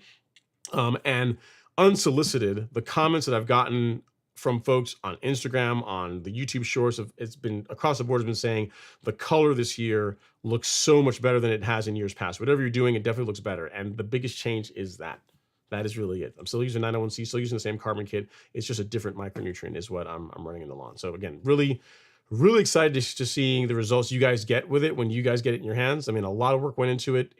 This was not like iteration one. We went from like dry products to several rounds of different liquid products, and we landed on this. And again, as far as something that is as good that as I know how to do, that's what this represents. So hopefully you guys are excited about it as much as I am, because I really like the results that I get with it. So keep me posted. Next up, we got Darren Proctor in the house. He says, "Good evening, everyone. Looking forward to trying out the new golf course lawn micros blend. My boron is very low." Very nice, Darren. Keep us posted as far as how it does. That's the nice thing, is being a complete micronutrient. It has everything. So guys, here's something that's a little bit off topic. So Darren is I think he does competitive barbecue, which I don't know why I'm surprised that's a thing, but it's a thing, right? And you know how we are into our lawns, and we get our real mowers, we have all of our products, our biostimulants and backpack sprayers and expensive real mowers and all this kind of stuff, and you think, wow, this seems kind of wild. So he sent me a picture of his grill. I know this has nothing to do with lawn care, but you guys will be able to appreciate it, because what this shows is, no matter what you're into, there are different levels of nerddom to it. So Darren sent me a picture of his grill, and this is I mean, I was impressed. I mean, it's actually pretty sick. So first of all, you got to notice, this man put like a chrome exhaust, I guess, on the grill. Completely unnecessary, but gotta love the style point. But the thing that you really can't defend this is, has any of you guys ever seen like custom wheels on a barbecue grill? Well, today you've seen it. So very, very cool, Darren. Thank you for sending me the picture. I want to show folks in the live stream, because what this just kind of shows is that we are not broken. While we spend more money than the average person amassing equipment and products to create awesome lawns in every discipline or hobby that people are into, people can take things to a level that seems a bit abnormal to the average person. So thank you for sending the picture, Darren. It's a pretty cool grill. Again, I don't know what purpose the rims serve. I mean, you could just put regular wheels on there, but hey, if you're gonna grill in style, right? So thanks for sharing that. Really do appreciate it. Hope all else is well with you. All right, next up is East Atlanta 13. He says, what's up, Ron? Getting pretty hot down here in the A, Atlanta. He says, man, I had a question for you, but you answered it already. I recently received the new 22.3 and ordered the micronutrients today. Let's get it. Nice. I like it. So the orders that went out, you guys placed last week, they're already being delivered. I love to see that. And then the micronutrient, yeah, I've already covered like how to spray it, how I would do it. A couple of times in the live stream. Big thing is if you're mixing those two, if you're mixing the 22.3 and the micronutrient, I would back the rate down on the micronutrient a little bit because the 22.3 has some iron in it. It also has some micronutrient in it. So you can, one, get more applications out of the micronutrient product, which is always nice, right? Makes your money go further. And you still get a great result. So you're using a little bit less product and you still get an awesome result. So keep me posted, send me pictures. All right, Abraham Soto's up next. He says, how do you feel about the new California trimmer Catalyst versus the Revolution? Real mower wars. We're back to this again. He says, I will be in the market for a new reel mower and I would like to support local, but the interchangeable reel has caught my eye. Now, here's the thing, Abraham. I cannot comment on this because I've never physically touched. I've seen pictures of it, but I've never seen physically touched or mowed with the Catalyst. I will tell you, it's kind of a cool name, Catalyst for a mower. It's kind of like, the thing that makes the other things possible. So it's kind of a cool name, cool branding. But I can't tell you for sure. I do like the Revolution. And if an interchangeable cartridge system is something you absolutely got to have. So here's what I would say, right? This question is like comparing the Owlet to the Greensmaster, or comparing the Owlet to the Revolution. And it's really not a fair comparison because they are designed to do different things. You can look at the Owlet as like a lawn or turf cultivation system that also happens to cut grass. The Catalyst, I imagine, is somewhat the same way. I mean, I guess it would come with a cutting cartridge, but it's like a system that allows you to do all these other activities, and it also happens to cut grass. Whereas the Greensmaster and the Revolution and like a True Cut are just strictly mowers. So you're not really comparing things that are the same. How I would make this decision, let's say all things being equal. Let's say both mowers are incredible. They're both awesome. There's no issues with either of them. The big thing I'd ask you is your budget, and then also like what are you looking to achieve, and do you want to achieve all of that in one system, in one mower? If you're looking to do it all with one mower, then there's not really a choice because the Revolution currently doesn't do that, right? Only the Catalyst does, or some interchangeable cartridge system mower like the Sterling or like the Cat. Again, I haven't seen that one yet. I haven't used it myself yet to know how good it is. Would be your choice. So it kind of narrows things down depending on what's really important to you. I'd like to try one out. If someone ever has one around here, if they want to send me one, I'll try it out on the lawn and let you know what I think. Because there is something to that.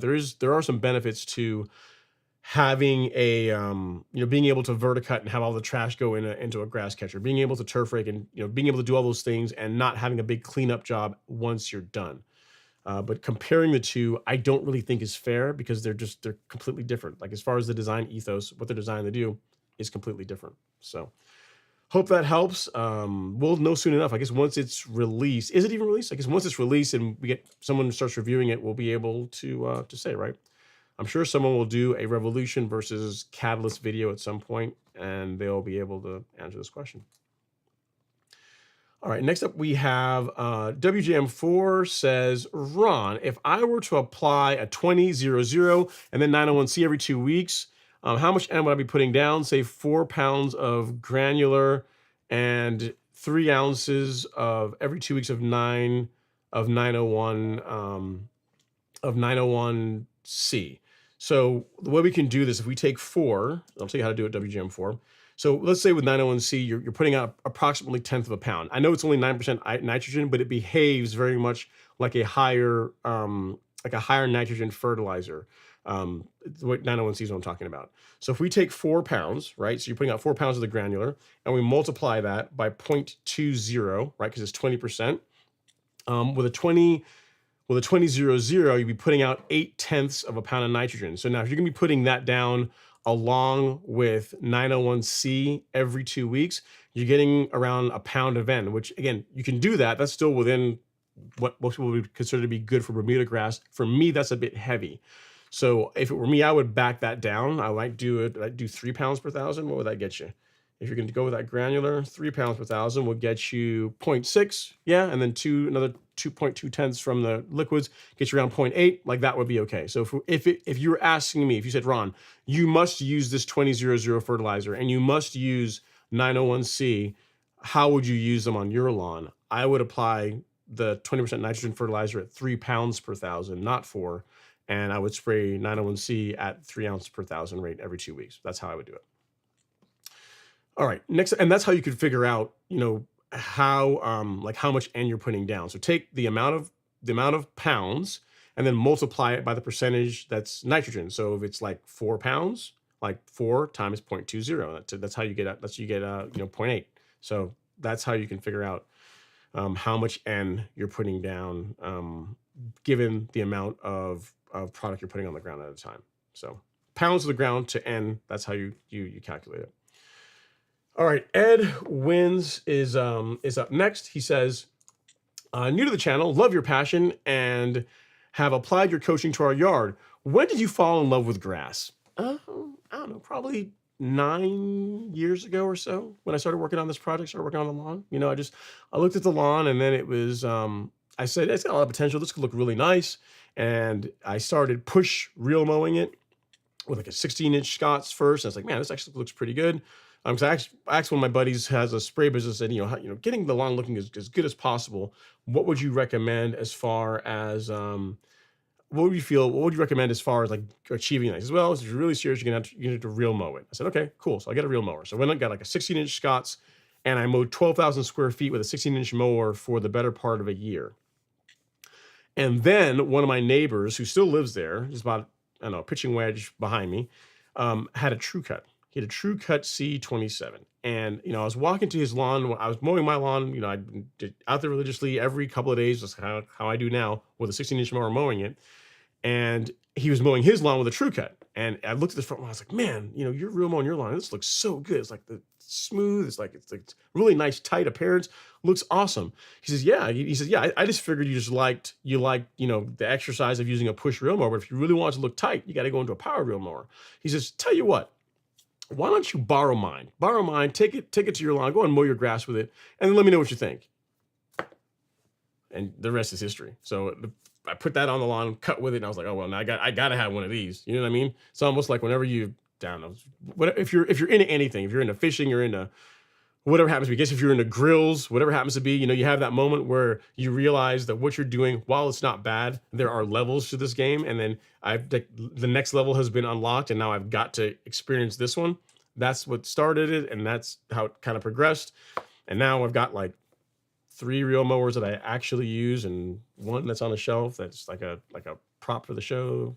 So I mean, it's a rabbit hole is what I could say. And I enjoy it. I enjoy, like, I guess if it doesn't come across, I'm very much like a teacher at heart. Like even in my professional career, I've like taught at conferences, and I like sharing what I know with other people, because I think the same problem never really should have to be solved twice. So whatever, the little bit that I know, I'm happy to share with other people. And then the questions you guys ask also help me get better. So it's just been a snowball that has just kind of built up and built up and built up over time, just due to consistency and sticking with it. So that's it, Ed. That's the story in a nutshell. And here we are, right?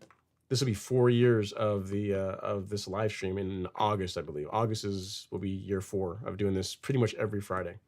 All right, next up is Mr. Robert Rainey. He says, good evening, everyone. What's going on, Robert? Affectionately known as that guy. He has entered the building. What's going on, Robert? And then next we have Jared George is back. He says, Ron, I've plugged a couple of spots with Bermuda plugs from my own lawn. Most seem to be doing okay. That's good. One seems to be dying. What's the trick for plugs? What is the watering and fertilizing like? There's not really a lot to it, Jared. I mean, not all of them are going to take. It sounds like, here's what I would say. If most of them worked and you got one, so you transferred some plugs, and so you did like 5 or 6 of them, and the 5 out of the 6 worked and 1 died, I would just charge that to the game and just replug it. Just put another one in there. You know what I mean? It's not 100%. Kind of like whenever you seed a lawn, it doesn't all grow in evenly all at once. You tend to have some areas that do better than others. Some areas eventually grow in. Some you have to reseed to get to get it to thicken up. So it's just I would just water it regular like you normally do. I would fertilize it like you do the rest of the lawn normally. And it sounds like whatever you're doing worked, because for the most part you're successful. You just had one area that didn't do well. So I wouldn't look too much into it. I wouldn't change the your process, because it's never really going to be 100%, and it sounds like what you're doing is largely working. So I would just replace that one plug that didn't make it and continue on, you know. All right, Ian is up next. Ian Michelle says, I walk 20,000 square feet. My feet would fall off at 77,000 square feet. Yeah, I mean, that's a good point, Ian. You know, he's asking about fertilizer. Assuming it's a real question, he's asking about fertilizer. Like, the fertilizer part is the least of his things you should be concerned about. Like, my thing I'd be asking is, how are you going to mow that? Like, if you're real mowing it, you're definitely in triplex, territory. If you're rotary mowing it, you're in a big, big zero turn. It's a big property, assuming you're going to maintain all of it. So yeah, fertilization, you're putting out a granular once a month. That's not that big a deal, but having to mow, almost 1.5 acres, whatever that works out to math wise, every couple times a week, it's kind of brutal. You know what I mean? That's a lot. I mean, if I had a property that large, I don't know. I know I would not maintain all of it like that. I'd have maybe 20,000 square feet, 15, kind of what I have now, 15 to 20,000 square feet.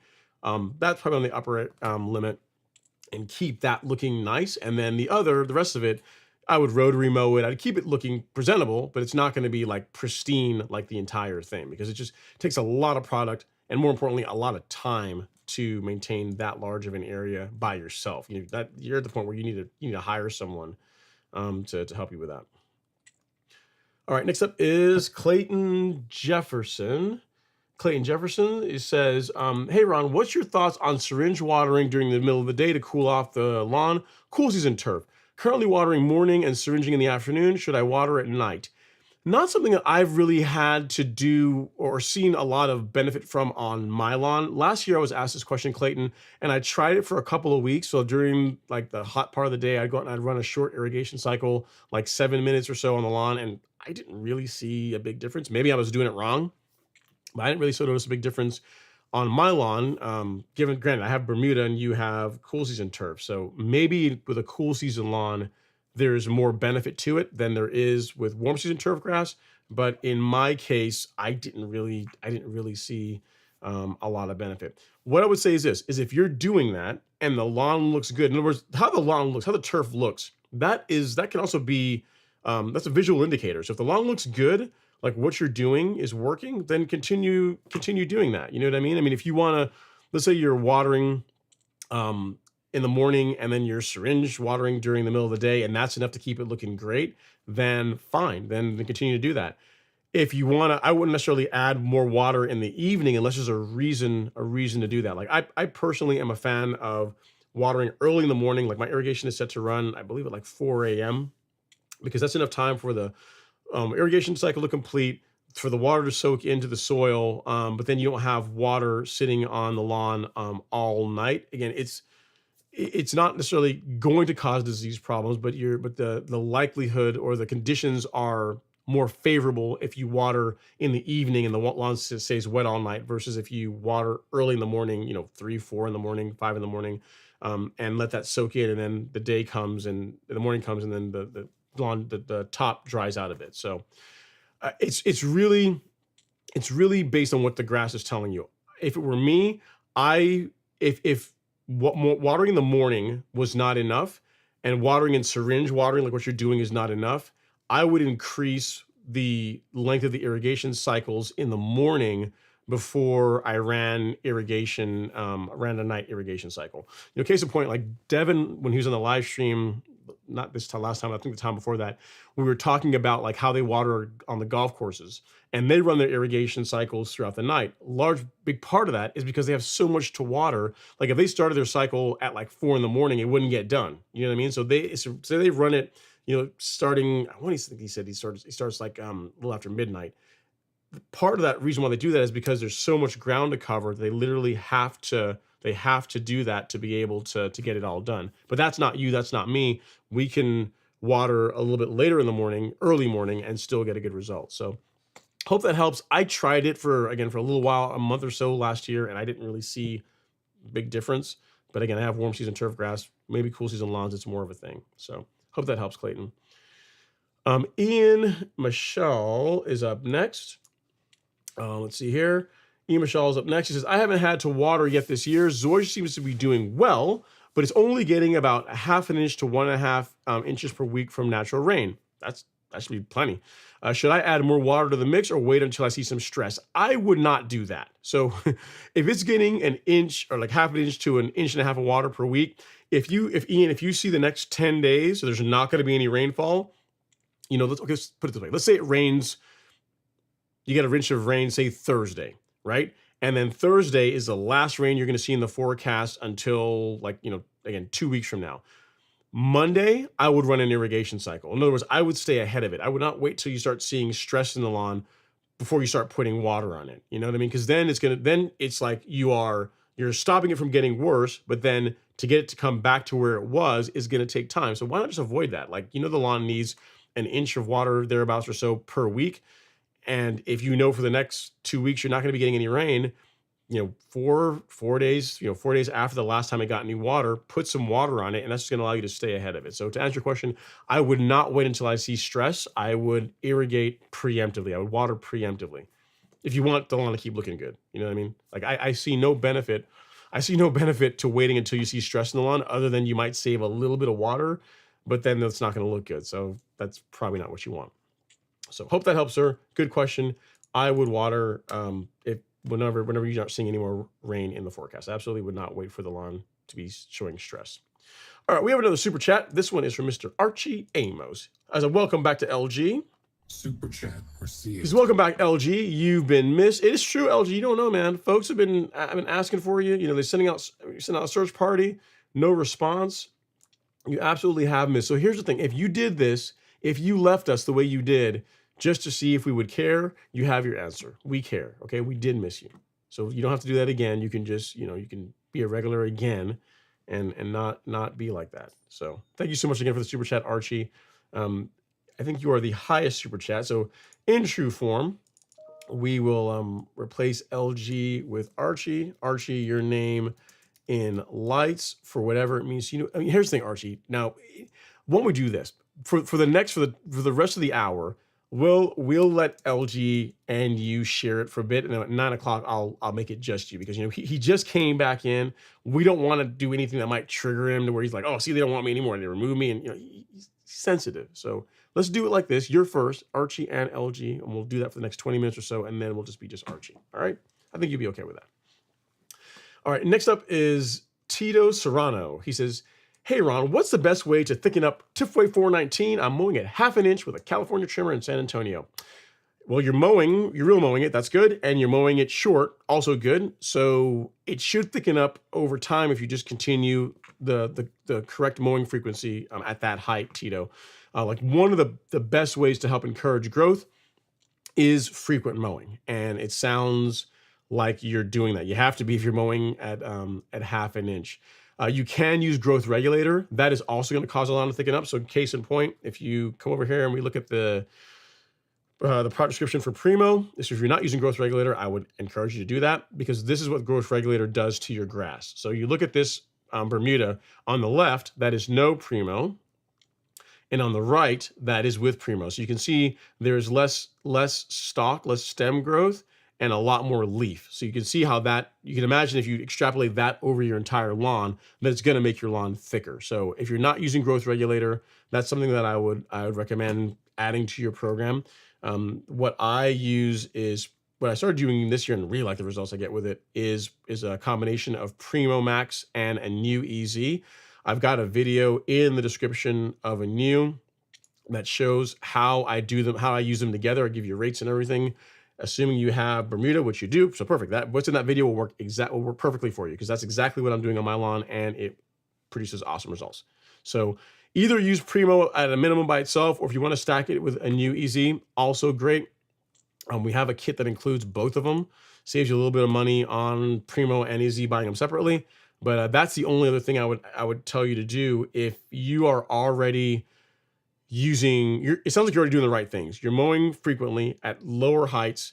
The next thing would be is, growth regulator. Growth regulator will cause it to thicken up. That absolutely will help. So hope that helps, sir. I'll send you a link here in the chat where you can find those if you are so interested, and keep doing what you're doing. It'll be interesting to see if you maintain that height of cut as the season progresses. As it gets hotter, if you're going to keep it at that height. I mean, I personally would bump it up a little bit, but it's up to you, man. Do you? If you wanna live that half-inch life, you go for it. All right, Cedric is up next. Cedric G's in the house. He says, Big Ron, your lawn is looking gracious goodness. Keep striping, young fella. Turf's up, fur down, stripe action forever. I appreciate it, Cedric. Like I tell you guys, this time of year, June, early June, is the time when it starts to look its absolute best. Really happy with where the lawn is this time of year. And this season, especially, again, in this little video, I showed this earlier, the lighting is not necessarily the best, but whenever I turn here in a second, you'll be able to see the stripes from a better vantage point. And again, color looks incredible. I mean, I absolutely love the growth regulator program I'm using, and that new micronutrient is getting it done. So I get to hopefully enjoy this look for 3 to 4 weeks. We'll be able to see if we can extend it a little bit longer this year, longer than usual. And just enjoy it while it's here. Lawn goals, right? All right. Next up, we got John Smith in the house. He says, hey Ron, I was approached and I was asked, is my grass fake? One of the best compliments for a lawn nerd. He says, my reply was, pull it. Then the lady audio recording tips on her iPhone. I referred to her to your weekly YouTube. I have the footage. It's pretty awesome, John. That's cool, man. Yeah. So it's it is cool. But sometimes I'll be out mowing the lawn and people will drive by and they'll say, man, your lawn looks incredible. Like what kind of grass did you put in here compared to the other people? I said, well, for the most part, it's the same stuff. It's Tipway 419. I mean, years ago, I overseeded it with like a different cultivar, but for the most part, it's Tipway 419. It just gets a lot of love and it gets mowed. It's, a great nutrient program. It gets mowed a lot. And, you do that for long enough and it's pretty difficult to not have a great looking lawn. But you're right, man. The is your grass fake is probably one of the best compliments that you can get right after behind, like, what kind of grass is that compared to the other grasses here? And you say, hey, it's the same stuff. It's just getting that love is all it is. It's feeling the love, and it responds accordingly from a color standpoint and a growth standpoint and a texture standpoint. Looks awesome. All right, next up is Alan Coleman Jr. He's in the house. He says, thanks for your tips on the spreader issue via email. I got the Earthway 2050P as an early Father's Day gift. Nice. I like it. If anyone needs a Scott spreader, I can tell you the location of a trash can. Oh, here's the thing. Scott spreaders, for what you pay, again, this is not a fair thing. I know people want to bag on Scott spreaders, and for a person that is putting out a fertilizer on their lawn once a season, or putting out a weed and feed, once a season or whatever, and you're not, someone that's not really serious about their lawn, it's absolutely fine. And if you get I think it's the deluxe. I think the deluxe, some people like those, and those seem to be working okay. But there is something to be said just to spending a bit more, and it's actually not a bit more. Like, I think the Scott spreaders now are like, you get those for under $100. An Earthway 2050P is like $210, $220 the last time I looked at it. So it's quite a bit more expensive spreader. But what you get is like a spreader that is much more consistent, better build quality, and most importantly, because it's like a prosumer spreader, it's like approaching a professional grade spreader. If you go get a bag of Headway or a Celoprin or any of the Lebanon fertilizers, it's going to be on the bag. There's going to be a calibration for the Earthway spreaders. There's not going to be a calibration for Scott spreaders. So that in itself makes it worth it for me. And again, I'm a huge fan of the 2050P. Like I had one for years. I liked it. I eventually gifted it to my neighbor, my buddy Alex, and I bought another one of the exact same thing. It wasn't even a question. I was like, people were saying, well, you're gonna go for a Lesco, you can go for something else. I'm like, no, why mess with what works? I mean, the 2050P is solid. It served me well.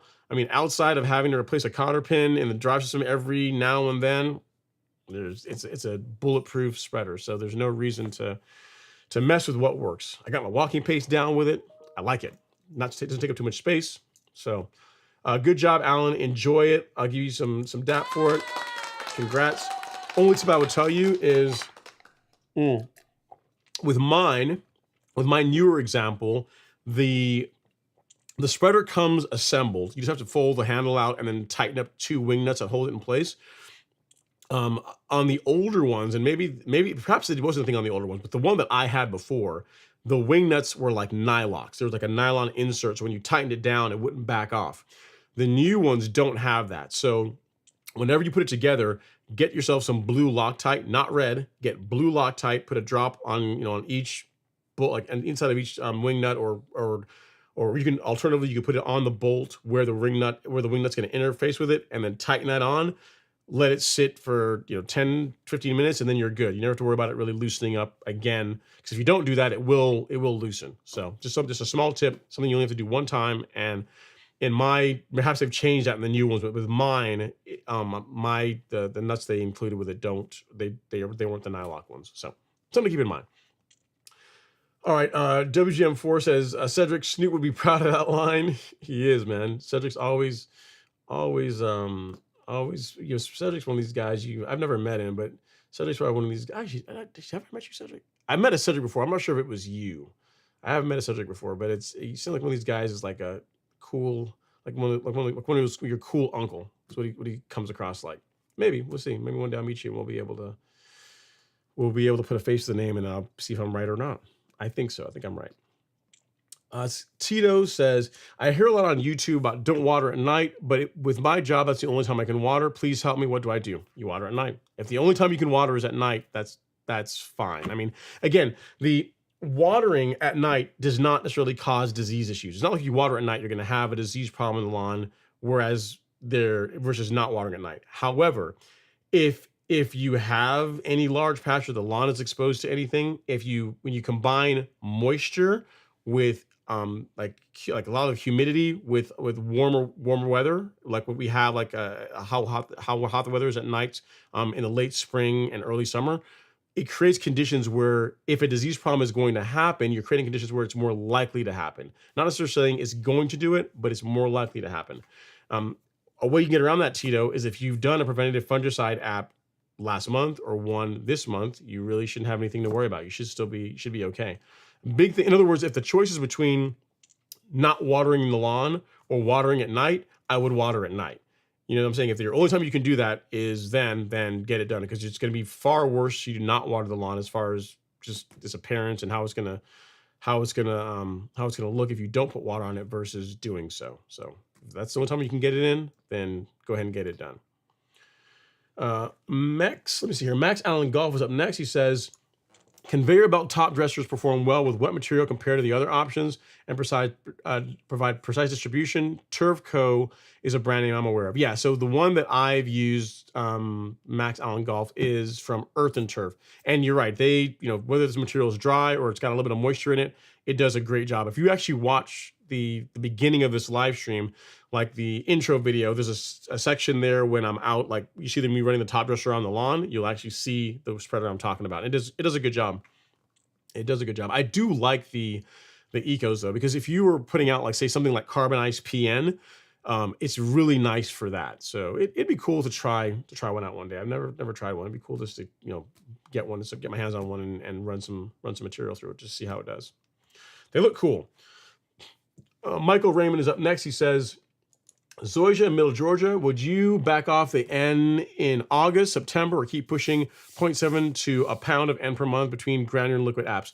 Great question, Michael. So I start slowing down on my nitrogen inputs in October. So I feed it the same way through September. October, I begin throttling back. What I typically do is in October, I will not do a granular app and I will just spray liquids. That's typically what I'll do. I'll do, that's not true. I will switch to 12-0-24, and then from that I only spray liquid. So I tend to back off the amount of nitrogen that's going in the lawn as we get later into the season. August, you can still feed it. September, you can still feed it, at least here in Georgia. If you're somewhere else, maybe you have to stop sooner. But in Georgia, you can still feed the lawn in September without problem. But in October, I start gauging it, saying, okay, is it starting to slow down, starting to go dormant yet? there are people that feed their lawns in Georgia later in the season than I do. The reason why I in particular back it off starting in October is because of a spring dead spot. Because I've had problems with that in my lawn in years past, and whenever I reduce the amount of N going into the lawn later in the fall, and also started doing my fungicide apps, like it really over the course of a couple of seasons, it cleared it up to where it's not really an issue anymore. And the lawn's starting to go dormant. I see no reason to keep trying to push growth and trying to keep it, from going dormant. It wants to go to sleep, let it go to sleep. So yeah. So for me, October is when I begin shutting things down. I begin slowing down as far as inputs go. So hope that helps, sir. Corey is up next. He says, as far as leveling, do you prefer using straight sand for Bermuda or add sand or add soil in as well? If so, any soil blend do you recommend? Yeah, so I'm a fan of a blend. I like a 70-30 blend, 70% sand, 30% compost. I think for residential lawns makes a lot of sense.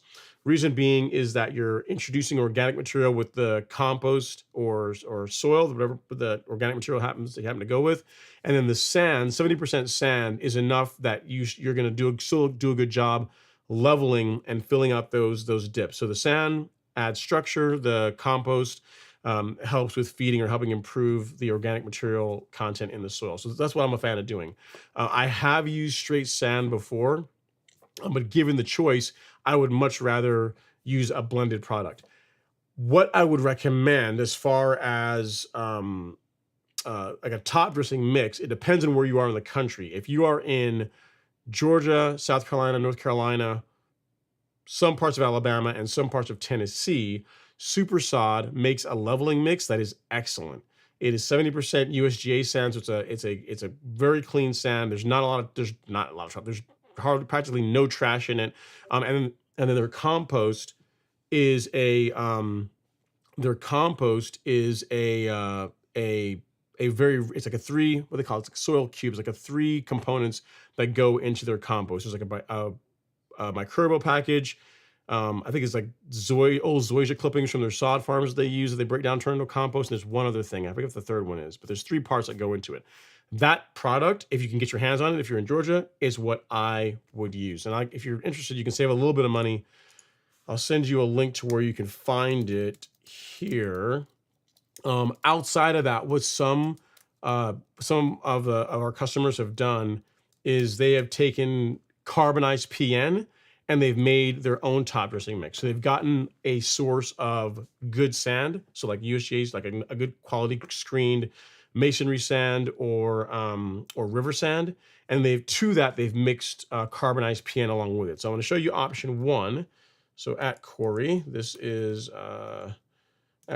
Super Sod top dressing mix, and then using this link will save you a little bit of money. It's like $5 or so, whatever, off of any incentives they're running. So saves a little bit of money. Every little bit helps, right?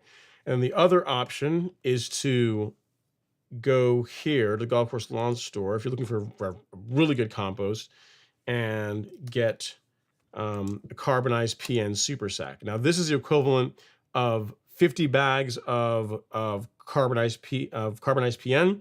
If you're mixing this with sand, it goes a long way. Like there's a couple of viewers that have gotten just this and used it for just a top dressing.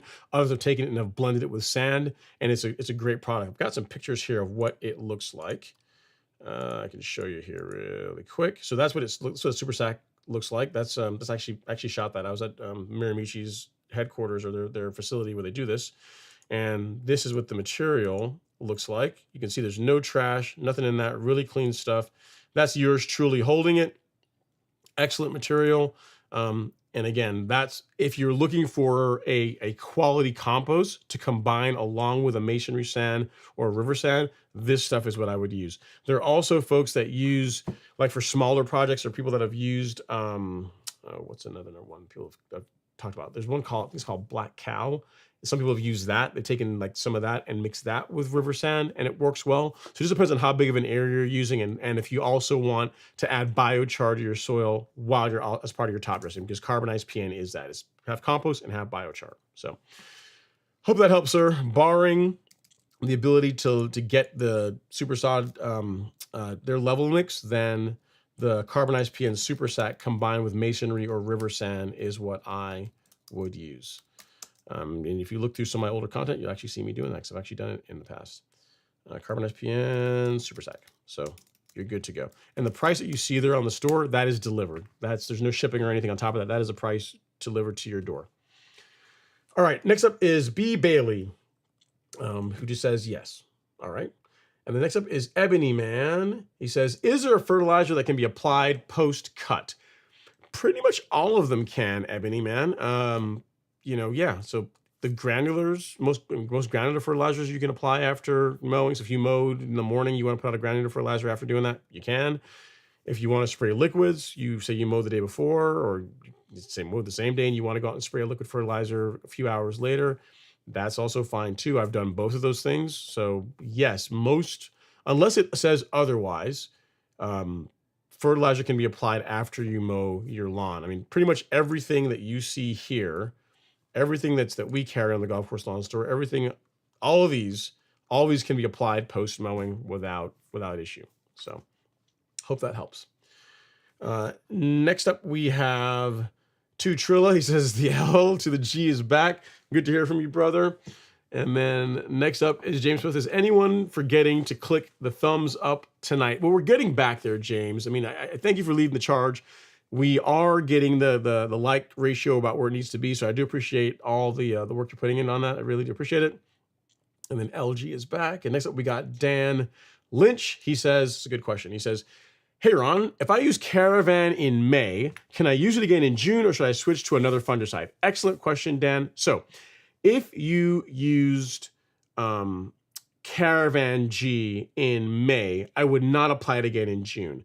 I would switch to Headway, which is strictly a fungicide. Reason being is this, right? Caravan is an insecticide and a fungicide, and there's no reason to apply an insecticide 2 months in a row. Like the residual that's in that product lasts for much longer than a month. So if you use Caravan in May, that's fine.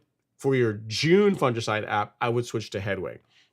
So I'll show you a strategy. Here's like an insecticide fungicide strategy here really quick. And I'll show you what I use, and I'll tell you some other options. So I use Acelepryn as my insecticide, and I use either Pillar SC or Headway. I'll alternate between them depending on how I'm feeling. But I use Acelepryn for my insecticide, which you can see here, comes in both a liquid and a granular, and I use Pillar SC or Headway G for my fungicide. If you used Caravan as your insecticide fungicide in May, then you would either use Headway G or Pillar SC in June. So use only strictly a fungicide for your June app. So if you do that, that'd be great. You're not going to be overdoing it, and that is what I'd recommend. So good stuff. And if you look here, I'll actually show you, Dan. If you look at our calendar, it should reflect that. If it doesn't, I need to correct it to make sure it does. But I will show you here on the month-by-month breakdown for May. I say you can use, so you use a Caravan G in place of, so you can see right here, instead of Headway G and Acelepryn G, like this where you could use Caravan because it's a combination product. But then for June, I'm assuming I'm assuming that if you applied Headway, that at some point earlier in the year, you applied an insecticide, which is why you don't see a recommendation for Caravan in June. You only see it in May. So what you're talking about is exactly what's here in the schedule. So May, Caravan will be fine. And then for June, your choices are Pillar SC or Headway G, either one of those two. I wouldn't do Caravan twice for the reasons that I explained. So hopefully that makes sense to you.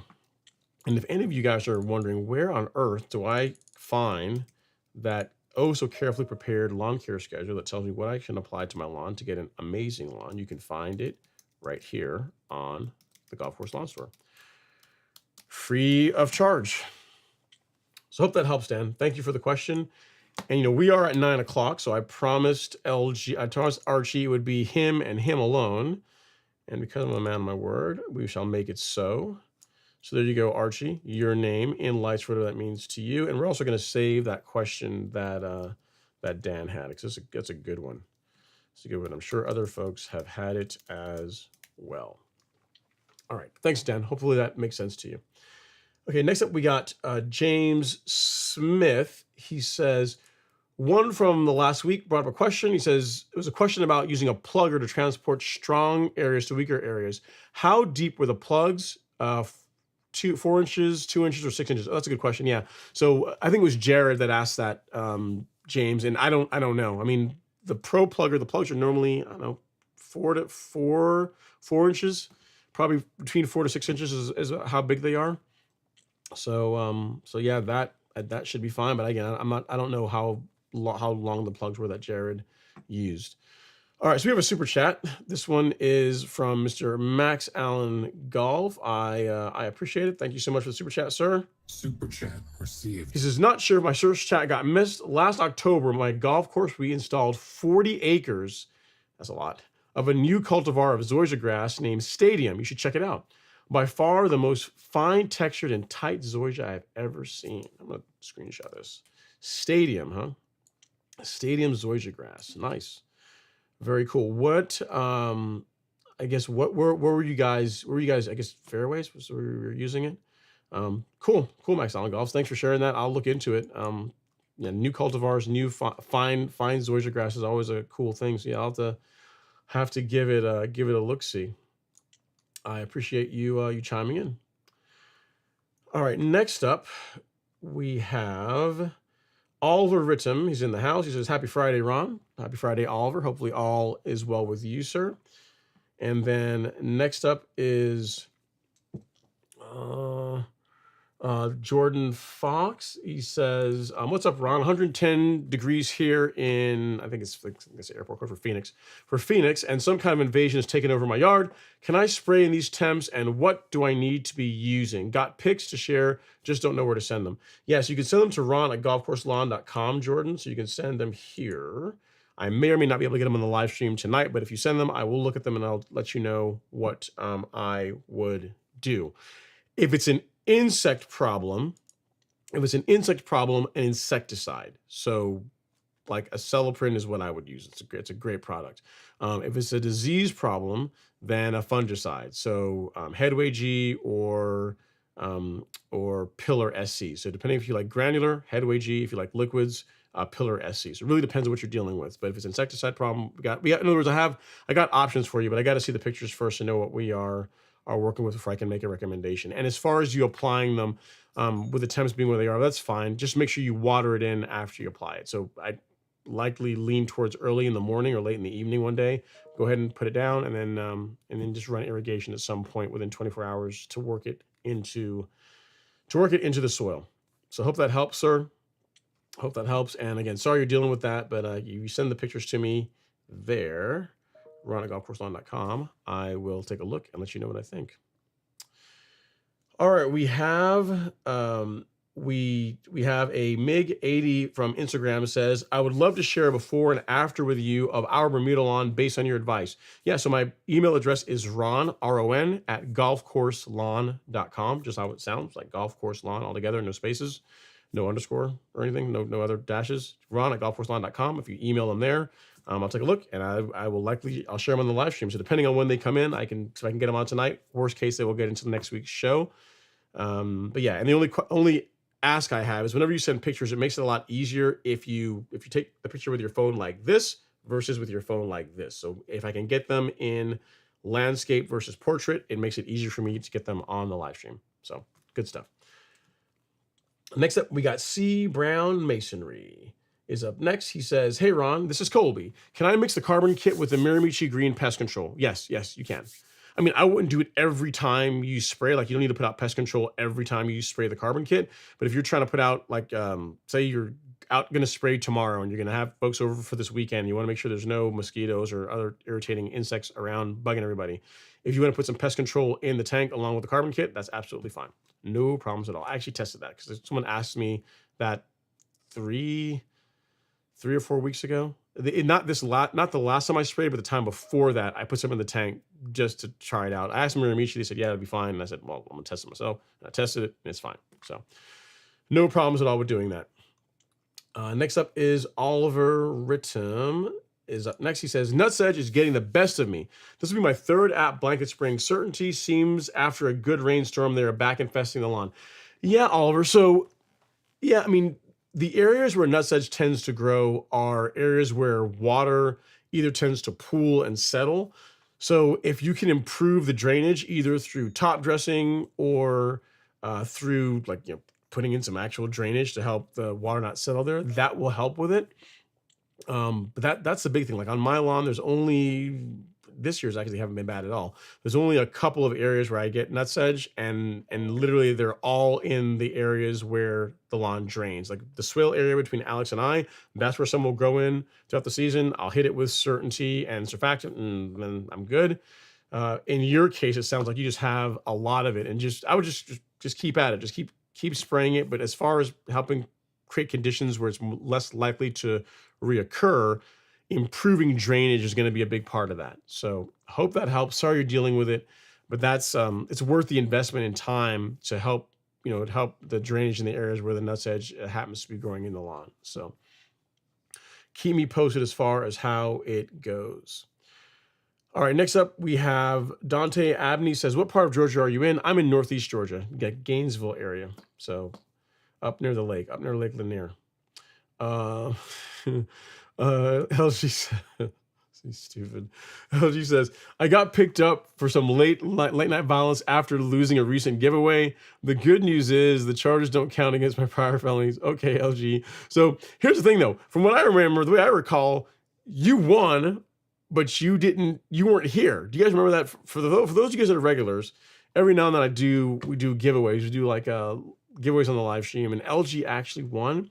But he was maybe on a date night, took the wife out or was out doing something else that I guess was obviously more important than hanging out with us. And when that night he happened to win and we had to move on to someone else because he wasn't here. So yeah, you can't say you didn't win. You were just not here. You were not present to claim your prize. That was the challenge. All right. William Nelson is up next. He says, I have read the How to Get a Golf Course Lawn blog on your website. But if I have St. Augustine right now and I want to go to Bermuda, are there any special treatments or steps to resod prior to the how-to? Not really. I mean, you're going to want to get rid of the St. Augustine. You can either want to cut it out and then spray to kill it off and then do the Bermuda sod. The nice thing about this, William, is once you get rid of the St. Augustine, whether it be through using glyphosate to kill it off, or you use a sod cutter to largely cut it out and then spray with a herbicide, is Bermuda, getting rid of St. Augustine in Bermuda is an easy problem to solve. There's a herbicide called quinclorac that Bermuda tolerates very well, but St. Augustine does not. So whenever you put the sod down, let's say we get Thanos snap, and you've now got your Bermuda lawn that was once St. Augustine, there's still going to be some St. Augustine that somehow, despite your best efforts, is going to make its way back in, is going to grow through. The nice thing is you can use quinclorac, which I'll just show you really quick here, which will take care of that. So you go to the Golf Course Lawn Store, and I think we have it on the homepage. You can go to the weed killer section, but yeah, right here, this guy. This is as far as controlling crabgrass. I am not calling St. Augustine crabgrass, so any of you guys have St. Augustine lawns, don't send me hate mail. For controlling crabgrass, and also happens to control St. Augustine as well, selectively in Bermuda. So whenever you go through your renovation, any St. Augustine grows in, you can spray it with this, and the Bermuda will be fine, and the St. Augustine will not be fine. So that's a way to manage it as you get rid of it completely over time. So hope that helps. And I will show you this guy. I'll send this to you here, just so you have it. You can have this on your shelf for whenever you get ready to do that. And it's a lot of fun. I mean, renovations are, they're a lot of work, but I mean, Bermuda, I like it. There's people that don't like Bermuda. In some parts of the country, it's considered a weed. But as far as a turfgrass cultivar that takes a lot of abuse, is fairly disease resistant. You can mow it at short heights, and again, if you treat it right, can look pretty incredible. I think you could do far worse than going with Bermuda in your lawn. I mean, it stripes really well, color's great.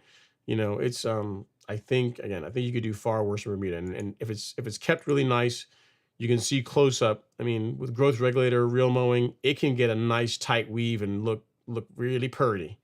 It can look really, really, really pretty. So just something to look forward to as far as when you transition from St. Augustine to Bermuda. That is possible.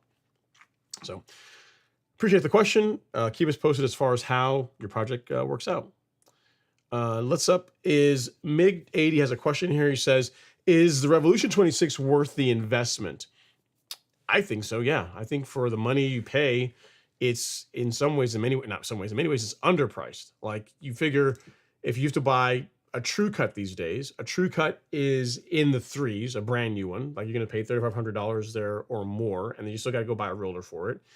And it doesn't cut as well as the Revolution. I know because I've had both of them. I've cut with both of them. And you know, the build quality is good. The heavy front roller is great. It's got a solid rear drum. It climbs well. It's got the Honda GX engine, and I think they're currently priced at $2,800, which is a good price for all that. You know, all you have to do, I'd say, is compare what that money will buy you in a new mower. Now, you can find pre-owned mowers that that in that price that'll cost you less than that. But really, the only thing, in other words, if I were comparing the only thing that I would buy over the Revolution at a $2,800 price point would be a greens mower, would be a pre-owned greens mower. If you can find a good one in good shape, low hours, like I would buy like a Greens Master or a John Deere, like a pre-owned one for that money over. That's the only thing I would buy on top instead of a Revolution. So take that for what it's worth. It really is that good in my opinion. It checks all the boxes as far as a well-built mower that does a bit of everything right. You know, it's a great mower. I really like it. Next up, we have Seth Coolby. He says, I sprayed Celsius 2 days ago and I see very little wilting and sprayed at the low rate. Is it normal so far to only see some very light wilting? A lot of Dallas grass still. Okay, so a couple of things, Seth. One, it's only been 2 days. So the nice thing about Celsius is that you can spray it over a broad temperature range and that it will control the weeds it's designed to target while minimizing discoloration or harm to your desirable grass. For that magic, it takes a bit longer to work. So 2 days is way too soon to even be looking at it. Like I would, if you sprayed Celsius on a set of weeds in your lawn, I wouldn't look at it until day 7 at the earliest. Day 7 to day 10 is when you really will start seeing it working. It sounds like a day 2, you're already seeing it, so you're ahead of the curve, and that's completely normal. Completely normal. Again, normally a week or 2 in is when you really begin to see the weed dying off, and that's kind of par for the course for herbicides like Certainty, like Celsius, that are very good at selectively controlling weeds while minimizing damage to your Bermuda or Zoysia or your centipede, your desirable turf grass. So to answer your question, it's working exactly the way it's supposed to work. So in a week or so from now, if you come on the live stream next week, report back and you should see a lot more progress as far as the weeds that you're trying to control in the lawn. So that's unfortunately there's no free lunch. You want the weeds controlled super fast, then you need to be willing to tolerate a bit of injury. You want the weeds gone and the turf grass left intact, then those types of herbicides tend to work a little bit slower, like Celsius, like Certainty, but they're excellent products. And yeah, using what I would use on my lawn. It's using the only herbicides that I spray on my lawn are Celsius and Certainty. And if I had crabgrass, I'd spot spray with quinclorac, but I don't really have that in my lawn. But so what you're using is exactly what I would use. All right, next up we have our fragrance journey. This guy again, Mr. Bad Taste in Football Teams. He says, "What's up, Ron? Last week you gave me something to think about. The thought of cheering for the SEC as a whole is something I can't stomach. Roll Tide. You know what? You and I we're just not gonna ever get along. If Real Rose ever has a turf park party and you ever have to come over from Alabama to Georgia, just realize that we'll be cordial, but we're just never going to be, you're not going to be like how Kenny and I, we can get along, we can talk, we can break bread, but I'm trying to meet you halfway in the middle and you just won't do it.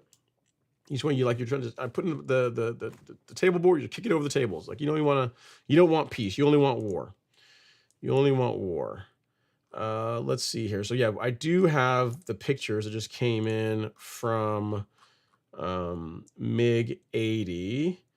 Let's see. They are ginormous, but they are in landscape mode. So there is that. No, they're not. They're portrait.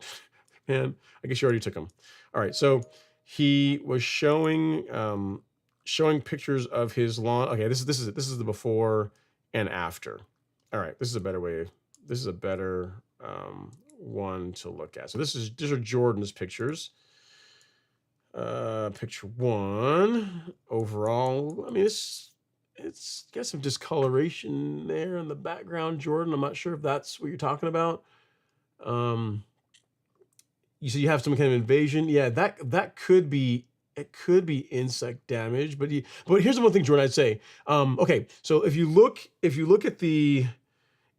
at like 2 o'clock in this picture, you see that circle. So like you see like a circle of like dying or damaged grass, in the middle is green.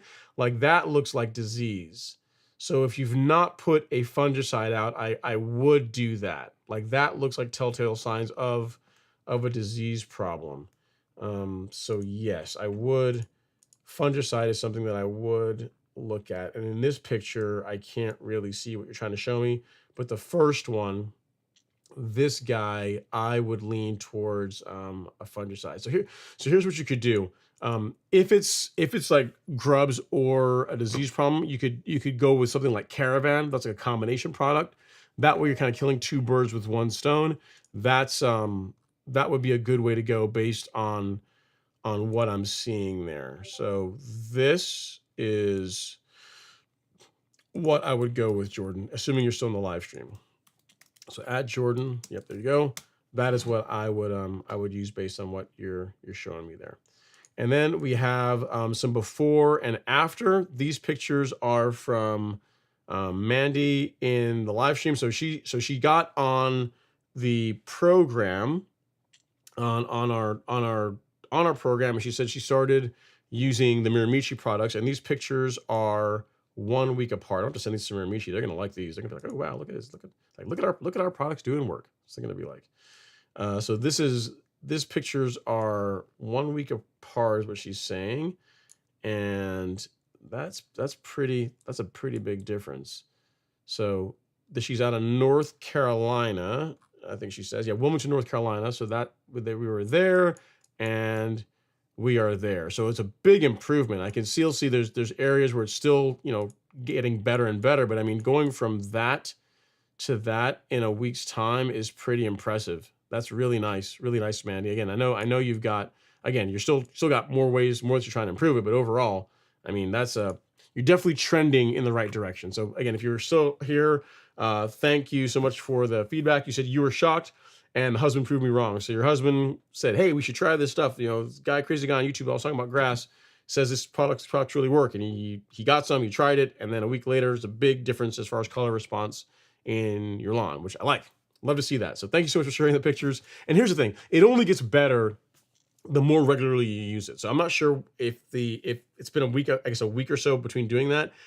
Really what I'd recommend, if your budget allows it and he has the time, and here's the thing, Mandy, you're going to have to cooperate with him. You're going to have to, this is like a little PSA for the wives of, husbands, boyfriends that are taking on the monumental responsibility of keeping the lawn looking good.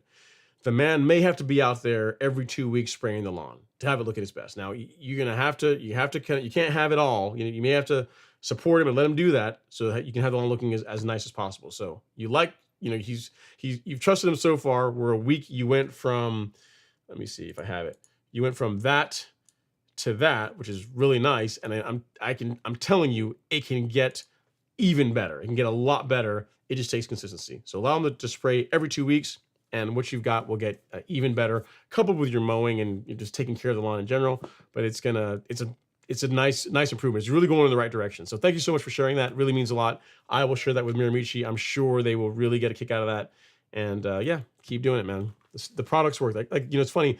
I had someone the other day that asked me, there was a comment on one of the YouTube videos while I look for the next one. Someone says, he says, you talk about, you talk about lawn care products, and I read some of your blogs, and you also have the Golf Course Lawn Academy. Like, does it work? And I'm like, does it work? Is there any results of people actually get results from doing it? And I said, well, if you actually went and looked at like the product, the course description, there's actually pictures and from different people that are in the course and pictures of their lawns. He's like, yeah, but I want to know sure that it works. I'm like, listen, and all I told him was, and same thing I tell all you guys, and I say this fairly regularly, that the program works if you do. Like I will say to him blue in the face, if you show up every single Friday night and you just watch me and you watch the content and you read, but you never get out there and work on your lawn, it's not really going to do a whole lot. But the process absolutely works. The program absolutely works if you do your part. So if you get out there, you put the work in, and it's really not that much. I mean, you're talking about applying fertilizer once per month, spraying liquids twice per month. That's really not that big a deal. And then outside of that, just mow your grass. And it's like, lo and behold, it will go from like a 0 on the street to you are the person that people are asking for advice just from doing those things, because I've already done the work for you as far as the products, the rates, and all that. All you have to just do is execute. So super happy. Thank you so much for sharing that, Mandy. I'm glad you're gonna let your husband get out there and mow some more and get out and spray the lawn more regularly. So keep it going. Keep us posted as far as how it does. It's pretty awesome. All right, next up we have when WJM4 says, I don't cheer for the SEC as a whole unless they're playing clowns. It's getting ugly. Next up is R. Friggin' Shuri. Says, on a serious note, my lawn is the envy of our neighborhood. Love to hear that. I literally have people slowing down or flat out stopping to look at the lawn. I'll send pictures and videos next week. Thanks for all the tips. You're very, very welcome, sir. Even though you have less than good taste in football teams, at least we can come together on our love for lawn care. So that is something. That is something. Let's see what's up we have here.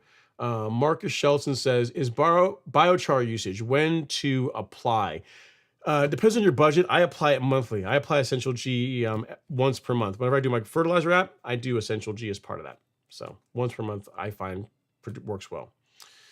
And then next up is William Nelson says, follow-up question, is there a better part of the season to resod here in North Texas?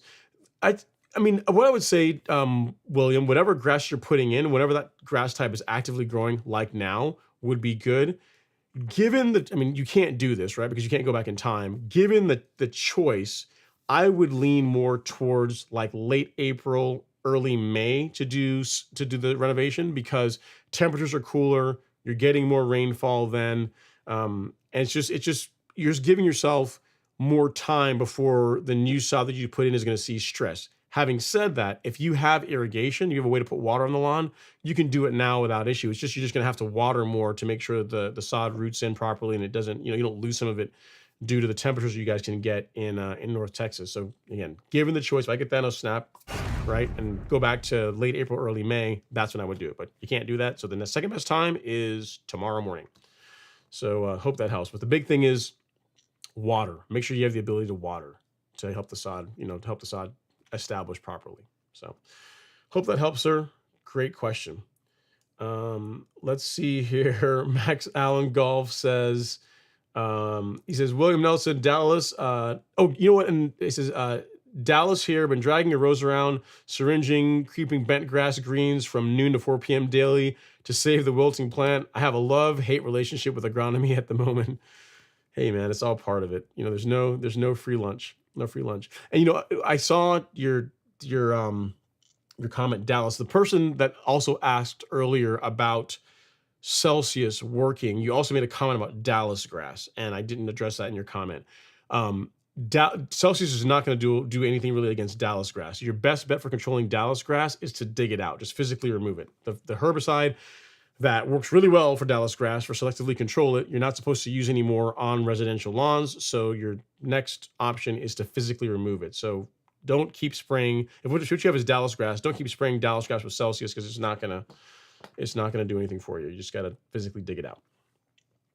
All right, next up is DQ says, hey Ron, can you mix Sedgehammer and 2,4-D? I've never done it. I don't know. I guess it depends on what are you trying to. I'm inclined to think it would be okay. All right. I've never done it, but I'm thinking it would be fine. But is it because you're trying to control sedges and I guess also control some broadleafs? Is that what you're after? Again, I've never done it myself. I imagine it would be okay. The way to find out is, one, you can get out and search on the internet and see if someone else has done it. I'm sure on Reddit somewhere someone has done this and they'll tell you what the results were. Or you can test it yourself. So get yourself a masonry jar and do what's called a jar test. So fill it with water, or not fill it, put primarily water in it, add a bit of sledgehammer, add a bit of 2,4-D, get it suspended and make sure that nothing weird happens as far as it separating. I don't think that's going to be a problem. The big thing that you would be concerned about, I'd be concerned about, is just like what rates you would use.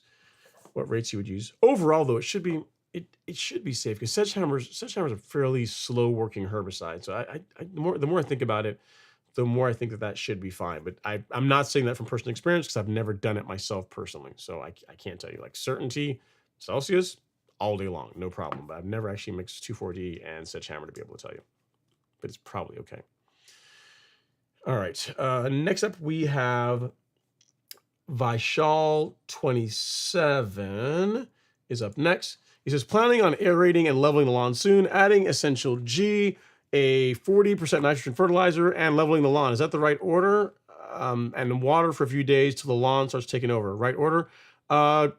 Sure, but I wouldn't use a 40-00 fertilizer. You didn't ask for that part. But as far as is the correct order to aerate, add Essential G, apply a granular fertilizer of some sort or apply fertilizer of some sort, and then level the lawn, yes, that is spot on. I wouldn't use a 40% high nitrogen fertilizer. I personally just wouldn't do that. You risk, especially this time of year, if you're not spot on with the rates, you risk damaging the grass, you risk burning it. And the reason why people use that is they're trying to push a lot of growth quickly. And again, you can just use a quality balanced fertilizer. Like if you ask me what I would use is a product like Humic Max. Even if you don't use a fertilizer that we carry, it doesn't really matter if you buy something else, but I personally wouldn't use a high nitrogen fertilizer like that. I personally wouldn't, but it's completely your call. But the question you asked is aerate, Essential G, fertilizer, and level the correct sequence or the sequence that I would use? Yes, that is what I would do, but I wouldn't use that particular fertilizer for me. All right, Delvin Larry's up next. He says, hey, Ron, good news. I survived the top roasting this week. Bad news, it's time for the mid-months apps. Man, this is a time of fun. What are you talking about? You got to spray the lawn? Nothing wrong with that. He says, do you think it's still good to apply considering I have a decent amount of grass blades exposed?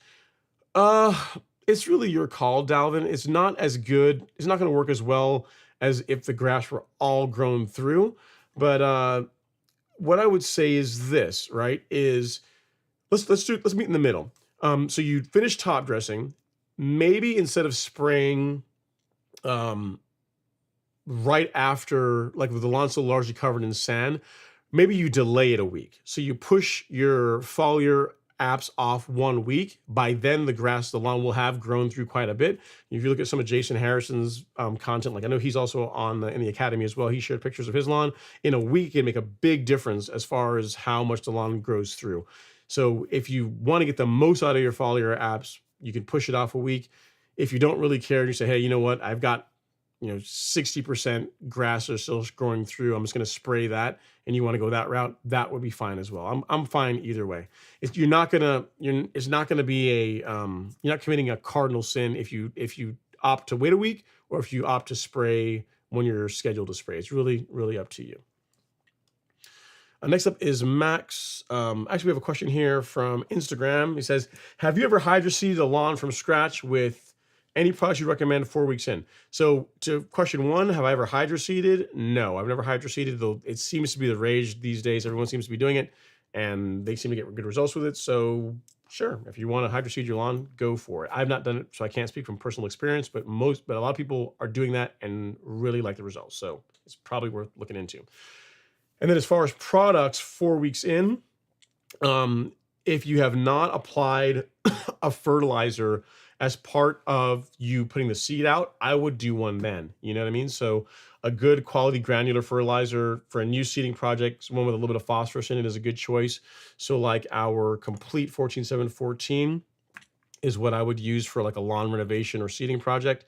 You're probably not going to be able to click on this in Instagram, but I will. I'll paste it in here. If you go to the golf course lawn store and go to shop and lawn fertilizer, the second fertilizer that you will see will be the one that I'm talking about. The analysis will be 14-7-14, and I'll paste it here in the chat. But again, it's probably not going to work for Instagram. But there you go. At least you'll know when you look at the URL that you're looking at the right thing. So hope that helps. Keep me posted, man. Come back in the live stream, I guess, next week or whatever you get a chance after you're done with the hydroseeding, and let us know how it worked for you. All righty. All right. Next up, we have Next up, we got Max Allen Golf. He says, best time of year for Bermuda grass sodding here in Texas is during the mid to late summer. Okay. It's optimal time to plant sod, have it established on a mowing schedule for a while before it goes dormant. So, Max, you wouldn't opt to doing it. I guess, why would you opt for mid to late summer versus, like, you can't answer me because you're not live, but why would you opt to do that then versus like May timeframe? Because it's starting to get hot then. It's still, I imagine in Texas you guys you get more rainfall than you do in mid to late summer. And it gives even more time. It gives you an even longer season for the sod to establish and root in. You can mow it, get it nicely established before it goes dormant. So so it'd be interesting to know. I mean, I'm not like arguing the point. I'm just wondering, like, what advantages do you think you get by waiting later, like waiting to the midsummer, waiting later into the season to establish a Bermuda lawn versus doing it like at the beginning of when Bermuda really begins to light off, which I imagine in Texas is going to be like Mayish timeframe, kind of like how it is here. All right, so next up is LG. He says that offset smoker is fire. Yeah, so here's the thing. I am not a grill connoisseur. Apparently, he told me it's like a stick pit or a stick barbecue. I'm probably messing up the terminology here or whatever. But yeah, man, I mean, it's pretty baller. I mean, look at it. I mean, this is like custom wheels. He probably went out and had custom wheels made for his barbecue pit. And yeah, I mean, it looks like a nice powder coat job. And I mean, that's serious. Again, boys and their toys, right? That's what they say, right? Biggest difference between a man and a boy is nothing more than the price of his toys. So barbecue pits, lawnmowers, cars, whatever your thing happens to be. And then DQ says the bigger wheels are for moving the pit easier. Right. Okay. So you needed big wheels. So here's the thing too, is the bigger wheels for moving the pit easier. Try moving the pit on casters on grass is not fun. I will argue. I would agree with that. However, if you look here, he coordinated. You know, if you guys remember, he coordinated when he did this. He didn't just put any wheels on here.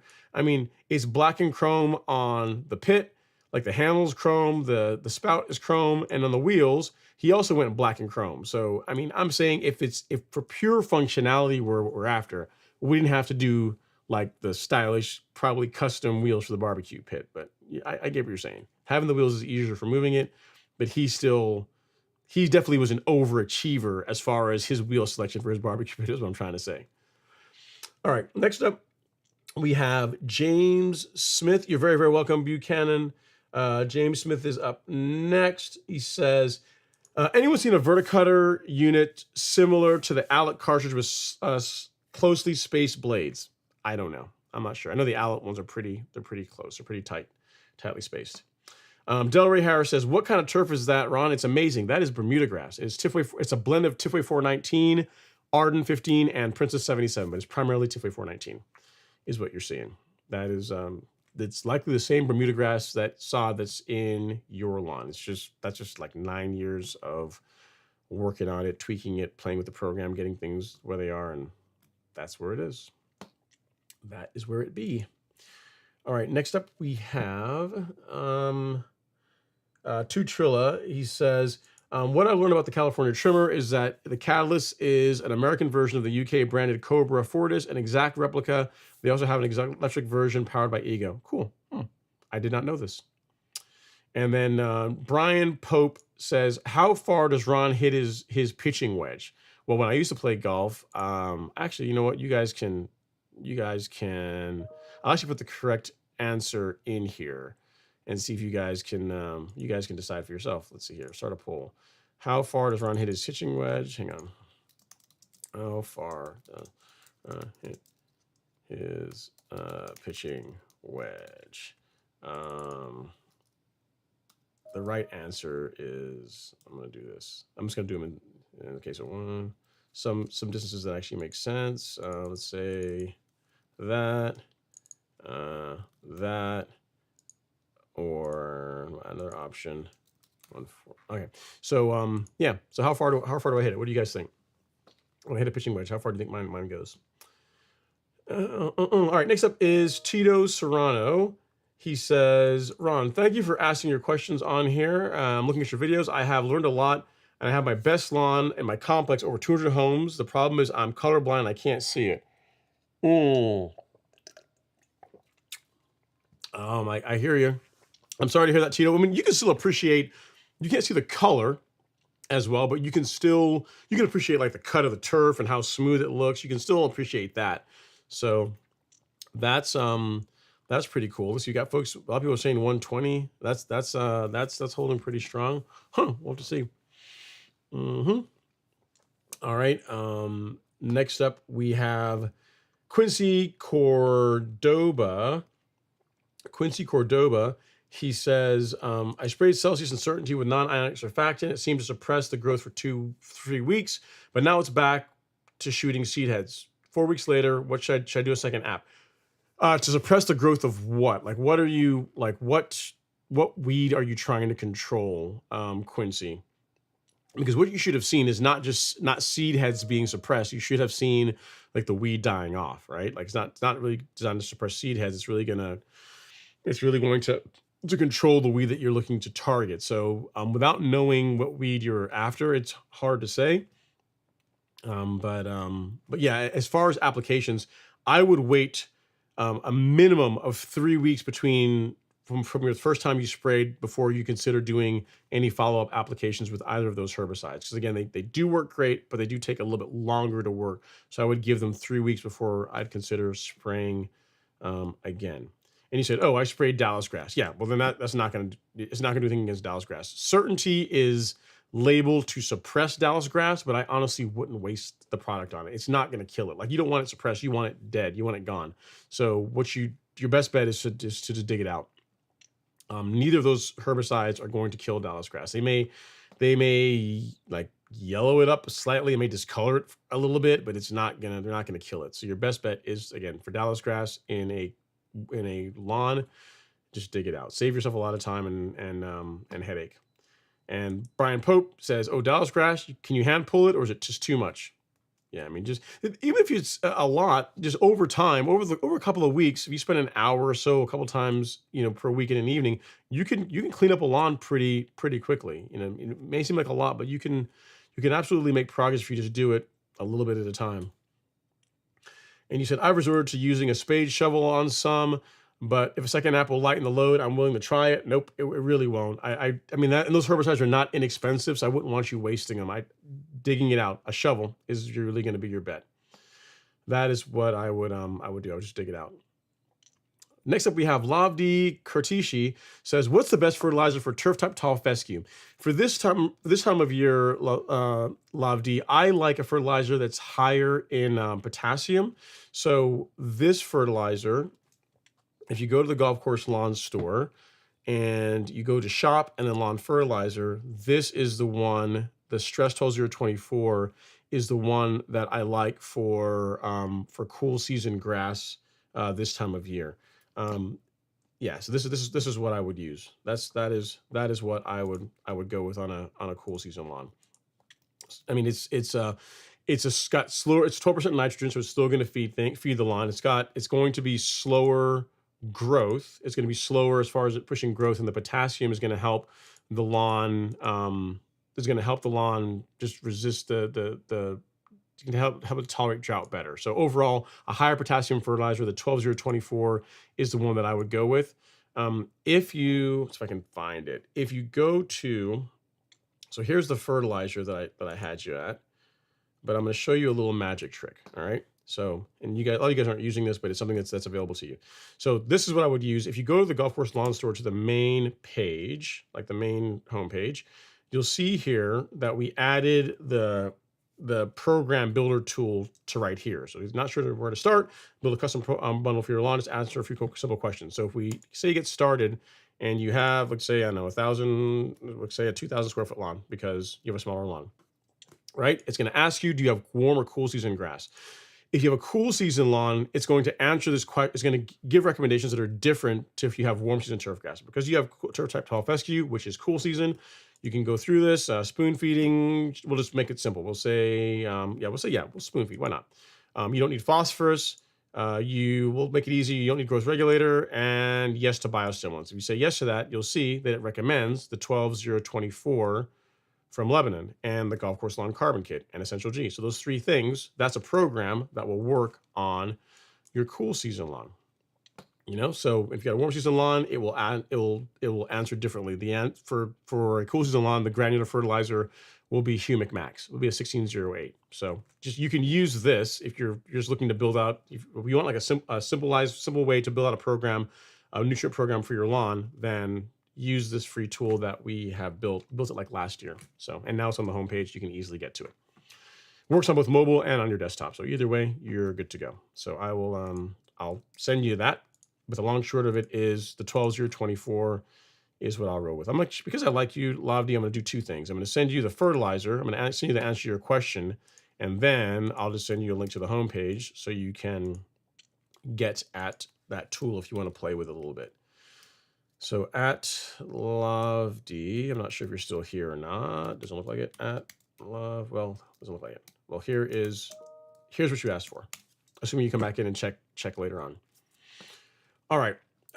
Next up, we have, no, that's not for me.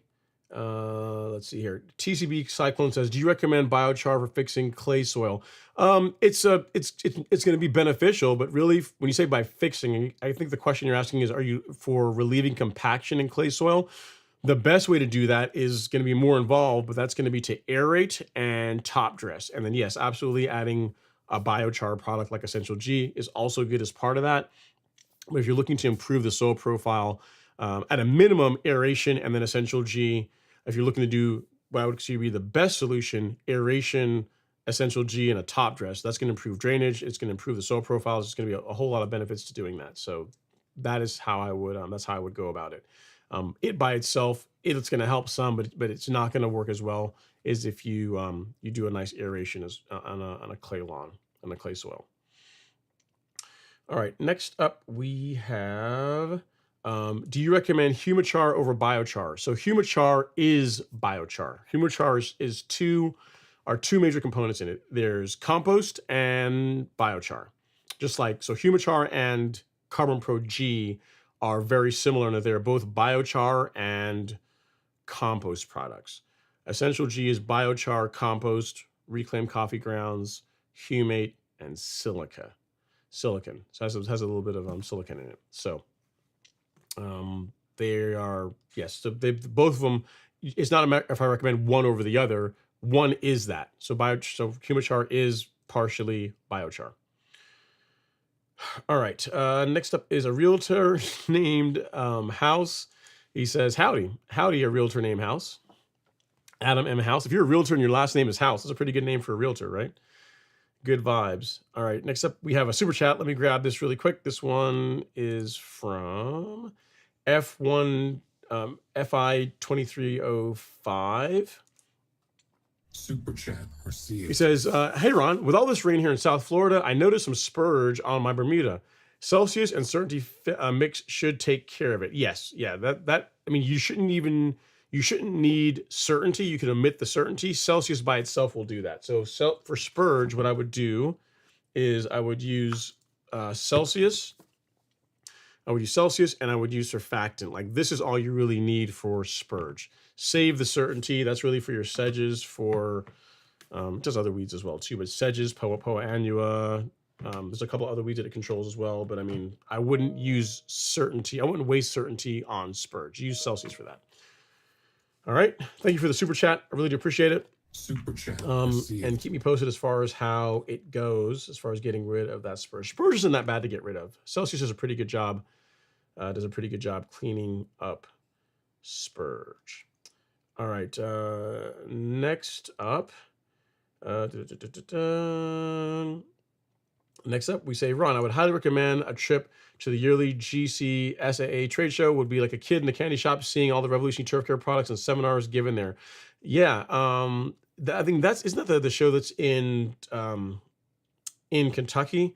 It used to be called, oh God, what was it called? If you're talking about the same one that I'm thinking about, it used to be called something else, I think, and now it's like separated, and now it's called that. If what you're referring to is the same thing. But yeah, here's the problem with that, Max, is that I've every year I've planned to go there to that because it's normally in October, if memory serves me. It coincides to the week whenever I have a commitment with martial arts that I guess I can't, not to say I can't get out of it, but really it's something that, like, of the two things, going to a trade show or going to like the black belt test, I'd need to do that. I'd rather go to the black belt test and help support students and help other people there, just help support that effort. So if there's a year where it doesn't fall on that, then I'd be game to go. Be cool to check out. All right, next up is Vahid. He says, you have no idea how many people have asked me what kind of lawn I have and how you keep it at 1 to 2 inches. Hey man, just you say very carefully, very carefully. He says, I'm glad to say your advice and the guys here and the support and questions and the best advice and answers make my lawn the best. Thanks a lot. Well, you did all the work too. So while the advice helps, your consistent work is a big part of it. A big part of it. So glad to hear that it works well for you, Vahid. Keep going. It only gets better and better the more you work at it. All right, Brett P is up next. He says, I have a 10 by 10 spot that never filled in well. It has runners everywhere, but won't grow thick. It isn't compaction as far as I can hand aerate very easily. Thoughts? So it's a 10 by 10 area. You're sure there's nothing buried under that area? That there's not like a septic under there or something that's near the surface? Because if it's like a clearly defined space and it consistently, the grass doesn't grow there, and it's it's none of the usual problems, like it's getting enough sunlight, enough water, you're fertilizing, it's getting enough nutrient, then I would look at something underneath the surface. You know what I mean? The way you could tell, Brett, is get a screwdriver and do the screwdriver test. Just take a screwdriver, you should be able to insert it at least 8 inches into the soil. If you stick it in, you get to like an inch or 2 or 3 or maybe even 4, and it stops and you're hitting something hard, then there's something under there that could be holding the grass back. That's what I would look at. Again, barring shade, a nutrient problem, adequate watering. I'm assuming you're doing all those things right. I would look and see if there's not something underneath there. And if it happens to be your septic, then not a whole lot you can do, unfortunately. So sorry you're dealing with that, but at least you've got some tips or something else to think about as far as, options for figuring out the problem. All right, next up, Mr. Luis Ayabareño is in the house. Thank you so much for the super chat, sir. Super chat He received. says, joining late. I ordered the Micros blend today, treating localized dry spot with wetting agent and kelp. How do you treat your dry spots, if any? Hard water? I don't really, let me think. Do I really have any dry spots? I only have one area, which is, I can actually show you guys where it is. It's actually doing better this year, but I can show you where it would be. Luis, let me hide you for a second here. So if you look at this video, if I can get to a spot, maybe it'll show up. Okay, wait, back up. Okay, so when I get to when I turn the camera, right there. Okay, cool. So you see, if you can look at 11 o'clock on the lawn, if you look at the stripes, you see how the lawn kind of angles up, almost like it's going up like a slight incline there. Water doesn't really stay on that part of the lawn very well. So the hottest parts of the year, what I will do is I will get out there with a 5-gallon bucket and I will spot water those areas. That's, as far as localized dry spots on my lawn, that's the extent of it as far as what I deal with. You can see in the background where it goes uphill a little bit, that area is where I have to spot water. And I just take a bucket, literally 5-gallon bucket. I have a system. I take 2 buckets, put one under the hose, under the spigot, and have it running. When that fills up, I put another one in there, walk over, pour it on it, and just rotate a couple of times. I do like 4 or 5 bucketfuls of water on it, and that keeps it looking nice. So I just spot water, and then I do use a moisture manager. And between that and regular irrigation and spot watering just that one little spot, the lawn looks pretty good throughout the season. So I just have that one area. I think everyone's probably got a problem spot of their lawn. For me, that's one of mine. Thank you so much for the super chat, sir. Appreciate you ordering the new fertilizer. And again, for any of you guys that want to know what he's talking about, the pinned comment in the live stream is the new micronutrient that became available today, was launched today. It's available in 1 gallon and 2.5 gallon sizes, and it's a great product. I've been testing it since last year, and I think you guys are really going to like the results you get with this. If you're looking for a good micronutrient, check out the Golf Course Lawn Micronutrient Blend. I think you really like it. All right, before we go on to the next comment, we can stop the poll and let's see what you guys think as far as my pitching wedge. No, you guys, man, you guys got to give me more depth than that. So you guys said 40% of you said I hit my pitching wedge 120. No, it's close. No, let me see. Most of you said I hit it. No, 120. The max is 130. And that is correct. My 9-iron, I hit about 140, 143. 8-iron 155, and my pitching wedge is closer to 130. So yeah, you guys got it right. Yeah, you guys were in between. So that's why I have a pitching wedge and a gap wedge. I have a 52 degree, and then a sand wedge. I have a 52, a 56, and a 60. So I normally 60 I leave out of the bag, but I do have a gap wedge in between that, because hitting your pitching wedge 130 is a bit far. So if you end up like in no man's land, the 52 works out better. So all right, cool. You guys are pretty good, pretty spot on. Cool, but you guys you were close. All right, so next up we have James Smith. He says Supersod had a great video on how to make their soil 3 and the custom machine they made to turn it, and is done on concrete instead of topped on top of dirt to keep it cleaner. Very cool. Yeah. So it's funny. Miramichi does a similar process. That video that I linked in the live stream earlier, I think it's called a wind throw. I don't know the name of it, man. It's a big piece of equipment, and you can tell it's really expensive. Like it's a big machine that literally, you can think of it almost like a huge mixer for soil. Like you have like the one product here, another, like one line here, another line here, and the machine kind of runs over it and mixes them and brings them together, and it's really cool. I got to ride it. It's actually really cool. So yeah, if you guys want to see that, you want to see some big equipment, then this video is where you can see that. Visit to Miramichi. This guy right there. Okay, next up we have Jason Sizzy. He says, I just planted Tahoma 31 plugs. Can I continue real mowing at 5/8, or should I let it grow taller while it fills in? You're not gonna hurt it by keeping it there. I mean, if you want to, here's the thing. You put them in. You said continue real mowing it. So I'm assuming you're already mowing it at that height. How does the grass look? So you are using plugs to establish this Tahoma 31. Does it look good? Like, is the grass tolerating it? Is it not discoloring? Is the color still look good? Is it spreading? If it is, then yeah, keep doing that. But if it's not, like it looks like you mowing at that height is causing stress to it, then raising the height to cut up a little bit would be a good idea. But the fact that you said you're continuing at that height leads me to believe that you're already doing it, and the grass will tell you. Like if you're looking at it and it looks good, and it's like, hey, it's like, give me more. And then keep at it. Keep at it, Jason. For me, I'd likely keep it closer to 3/4 of an inch or an inch for brand new grass. But again, if it's tolerating you cutting it at 5/8, then just keep doing that. The lawn will tell you. The grass will absolutely tell you. Fresh Apple says, hey Ron, for some reason my parts of my lawn have a ton of dead grass. I am not scalping the lawn as it's always been like this. In these spots, there's some grass, but it's not thick. Okay, so a couple of things. You could have like localized dry spot. It could be a water problem. So what I would say, Fresh Apples, is kind of go through the process of elimination. Is there some debris underneath, like near the surface, that is preventing the grass from growing in that section? If so, we're gonna have to remove that. Is that area getting adequate water? Because that's important, especially this time of year.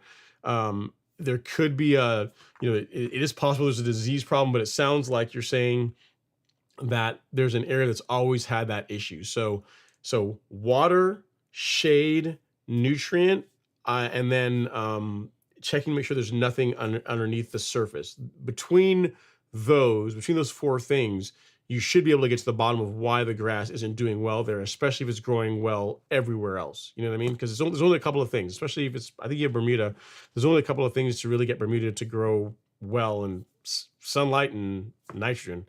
Sunlight, nitrogen, and mowing that's pretty much that's the core, right?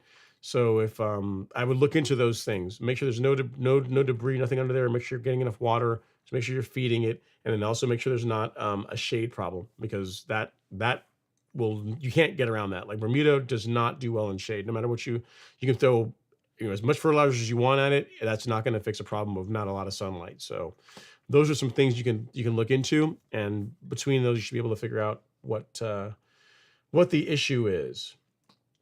All right. Next up is Brad Larson. He says, hey, Ron, I'm really excited that I received my shipment of your new fertilizer blend. It's going to be in the upper 90s for more than a week. Is it too hot to apply? Nope. No problem applying it. I mean, you can still spray it in the 90s. Just, again, 6 ounces per 1,000. That's the rate that you want to use. Year round, from April to October, whenever you stop feeding your lawn. You can use it every 2 weeks. Just 6 ounces per 1,000 is the rate that I would spray at. 6 ounces per 1,000. That is the way. Brad Larson has another one. He says, I have a question about verticutting. I ordered a cartridge for my Swordman. Do you prefer dull or sharp blades? I could see dull getting more thatch up and sharp cutting the runners, but pulling up less thatch. That's a good question. The blades on my Allet are, I wouldn't consider them sharp like a knife sharp, but if it were spinning and you touch your hand on it, it would cut you. So I guess like thin, but not an edge would be the answer I would give you. I don't know. My blades are not sharp. I couldn't shave with them. If I take my finger and press my finger against the blades, the verticutter blades, it's not going to cut me. So I guess however it comes is how I would just run it. In other words, I would not go out there and I would not sharpen your verticutter blades. Like however it comes is how I would run it. And maybe I can show you here up close.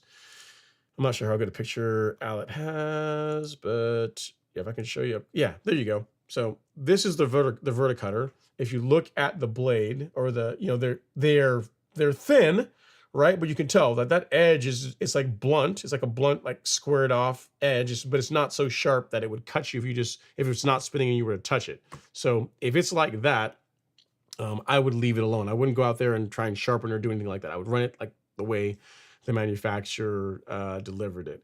Worst case, if you make a pass and you feel like, hey, I could get more debris out, you can always make another pass like perpendicular. So you could always go this way. You could always cut like verticut like this, and you can make a pass 90 degrees to it like that if you wanted to. So that's always another option. In other words, I would opt for multiple passes with the verticutter not set up aggressively versus a single pass with it set up very aggressively. So that would be my option, my choice. All right. Next up, we have on the ground. Let me check here. No one is there. All right. Next up, we have Bumpy Lump. He says, what's the best crabgrass killer now in Texas? It depends on what kind of grass you have.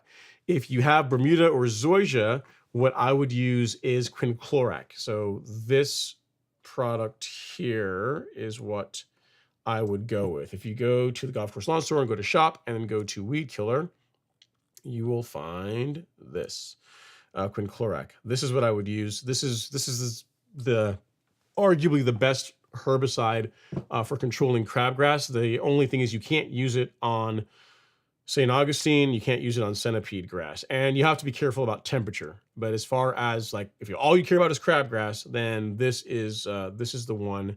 This is the one you're going to want to go with. So I'll send that to you here in the chat, Bumpy Lump. And again, that's what I would use. So crab grass control, but again, not on St. Augustine, not on centipede. But if you got Bermuda or zoysia, you're good to go. And use surfactant with it for best results. So there's actually a kit. So if you're interested, you can get the herbicide by itself, or you can get a kit that includes quinclorac, dye, and surfactant. So it saves you a little bit of money, and you get everything you need to be able to control that crabgrass. You can get both of them at that link that I just sent to you.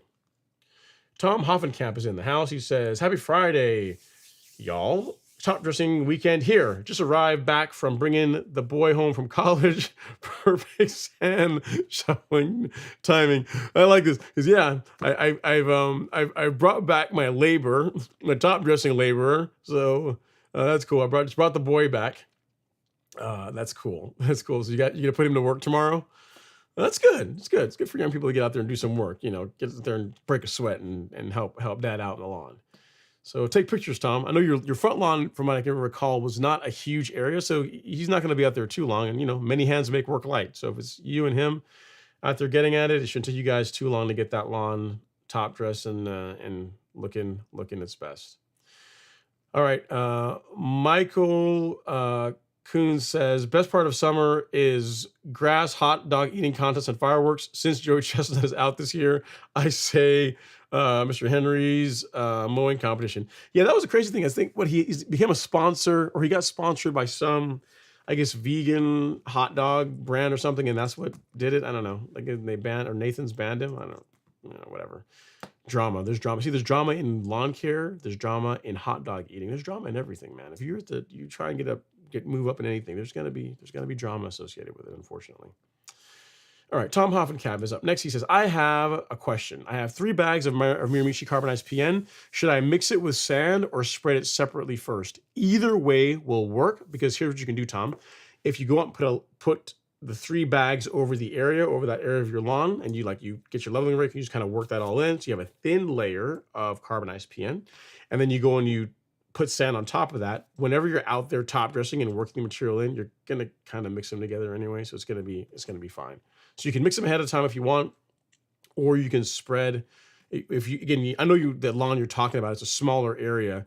You can put those 3 bags over it and then put your sand on top of that. That would be okay too. The negative to doing that is that it's more work, because you are top dressing the lawn twice. You're spreading out the carbonized PN and working that in, and then you're putting the sand on top of it and working that in. So you have to ask yourself, is it more work to mix the carbonized PN and the sand and then spread it all together, or is it more work is it less work to mix them together and spread once, or is it less work to put the carbonized PN out and spread that, and then put the sand out and then put that down? So, carbonized PN spreads really easily. So, and again, you're not dealing with a really big area, so that's another consideration. All right, Tom says, LG's back. Yeah, man, he's back, man. He came back to come see us. He graced us with his presence, right? All right, what's up? James Smith says, getting late. The lawn has my name in the morning. Make sure everyone gets their likes in. We all know Ron sleeps better at night the more likes he gets. I appreciate that, James. If you're taking off, have a great evening. Appreciate you coming out and supporting the live stream. Really helps a lot. And then next up is Archie Amos. He says, what would be a good product for rust? As far as rust on the lawn, if you reduce the watering, typically when I've seen that, it tends to come from too much watering, like over watering, Archie. So barring that, a couple of things. You can use a fungicide. Of the 2, Pillar SC being a liquid is going to work a little bit faster. I would opt for that. But if you just back off the watering a bit, it will likely clear up on its own in a week or 2. So it's really, really your call. You can use a fungicide like Pillar SC, but a lot of times just reducing the watering will let the lawn will help the lawn recover. So what I'm going to do is I'll send you a link to both of them. You got Headway, you got Pillar. One of those 2 is what I would go with. And again, of the 2, Pillar is going to work a little bit faster. It's a liquid, but it just really depends on what your preference is. If you like granular stuff, then go with Headway. Either will work well. So at Mr. Archie Amos, I think you're still here. And there we go. All right, Terrence Stamps is up next. He says, good evening, all. Ron, question. My lawn is starting to go brown in spots that get direct sunlight. Probably a heat thing. Is this typical of grasses in the Northeast like me? I'm in Pennsylvania. Thanks. Yeah, so it could be a number of things, Terrence, but it's hotter this time of year. If you have not increased your watering, then it's heat stress. More than likely it's heat stress. So that is what I would lean towards. So your options are the easiest thing is just to increase your watering, add an additional day, or increase the length of the irrigation cycle for the zone that waters that particular part of the grass that's struggling. And then a week or 2, look at it and see how it's responding, see if it's coming in a bit better. If it is, then good, easy, happy days. It was an easy fix. Something else you can do too, if that area is an area that has problems, consider a moisture manager like Foreplay. It's designed particularly for localized dry spots. So I would use something like this. Like this would be a good option for that area that's struggling a little bit from heat. But so between foreplay and increasing your watering, that should get you all squared away. Hope that helps, and I'll send you. I think you already know where foreplay is, but if not, there you go. There you go. And I'm sure other folks have had that question, so we will save that one, Terrence, if you don't mind. 305 and Terrence.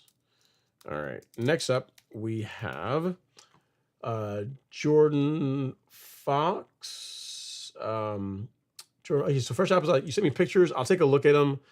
I'll take a look and I'll let you know what I think after the live stream, because I don't see any pictures from you yet.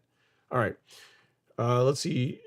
Jordan says, I really dropped the ball. I should have mentioned it's a weed invasion. So it looks like maybe a weed invasion, but it also looks like you got some kind of a disease thing in the one area that I showed you there, that one ring that I pointed out. As far as weeds, it's the way to control weeds are, one, identify what the weed is or what the weeds are. If they are broadleaf weeds, that's useful to know versus if they're like grassy type weeds. So knowing that is thing one. And then the next thing to know is what kind of grass do you have? So if you have Bermuda grass, and it's broadleaf weeds, then Celsius. If it's Bermuda grass and it's like sedges, then Certainty. So knowing first what the type of weeds are, or in general what they are, and the kind of grass that you have, then that narrows down the list as far as which selective herbicides are a good fit for your particular lawn. So at a broad level, if you have warm season turf grass outside of Bahia, Celsius for broadleaf weeds, Certainty for sedges. If you have cool season turf grass, you can use a three-way like triad for a lot of your broadleaf control. You can also use Tenacity. Tenacity is going to discolor or slightly discolor the lawn in areas where you spray it, so that's something to consider.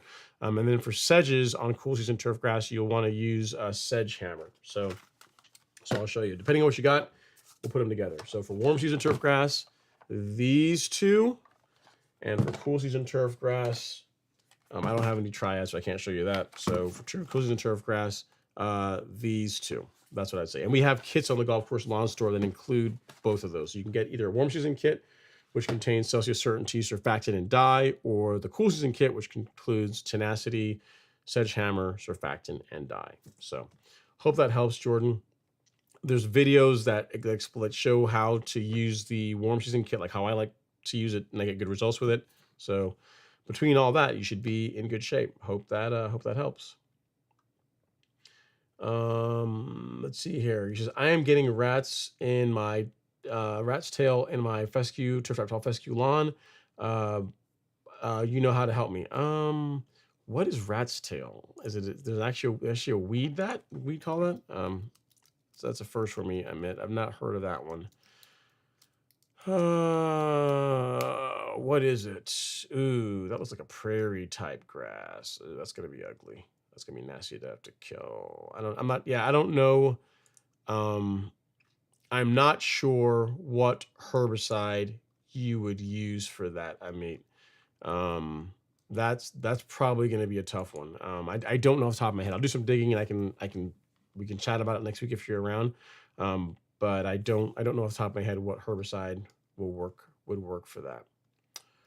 Next up is Jonathan Camarado. He says, I'm happy Friday, Ron and Lawn Aficionados. Thanks for everything. I am learning and having fun. Awesome. That's the goal. That's what we aim for. Let's see here. So I had sprayed my lawn this spring with prodiamine and Trimic, and it killed my lawn. Prodiamine shouldn't have, assuming you sprayed at the correct rates, and Trimic, depending on the kind of grass you have and the rates you sprayed, like that could do it. But I mean, again, if those products were sprayed on grasses that they are labeled to be used on at the correct rates, they shouldn't have killed your lawn. And you said, what is the best improved common Bermuda? It's hard to say, man. I mean, a lot of people like Yukon, Monaco both look nice. Those are among the more popular ones. I don't know of any. Those are the most popular ones that I've seen pictures of that to my eye look nice. So I would look at those. just if you want, call the folks at Hancock Seed. I think they're in Florida, Lakeland, Florida. Call them up and ask them what they think as far as improved common Bermudas and like what they're selling a lot of. I think they're going to tell you Yukon and Monaco. So look into those, Born. And next up, we have he says a little nuts edge pops up last week. And it's established into a spread. There's some broadleaf weeds popping up too. I'm thinking about doing a late evening app of some Venturazone and 2,4-D like Q4. Again, it should be okay. Just test mixing them together to make sure they play nicely together, and then try it and see what you get. Your next point is what do you think about doing this app in the late evenings with day temps hitting 100 here? I don't know what like 2,4-D. You got to be careful, man. Like really, once temps are above 85, you got to be careful with that, unless you're willing to tolerate a bit of discoloration. If you're looking to control sedges, and what kind of grass do you have? If you're trying to control sedges and you have warm season grass, I would use Certainty. That is what I would use. And if you're trying to control sedges, is what you're talking about, and it's because you're in Houston, so it's like more likely warm season grass. So if you're trying to control sedges and you have warm season turf grass, I would use Certainty. That is what I would go with. Full stop. That is, in my opinion, is the best product for sedge control of warm season turf grass, and you can spray it over a broad temperature range without damaging your lawn. You really shouldn't have to add 2,4-D to it to get a good you don't have to add 2,4-D to it to get a good result for controlling sedges.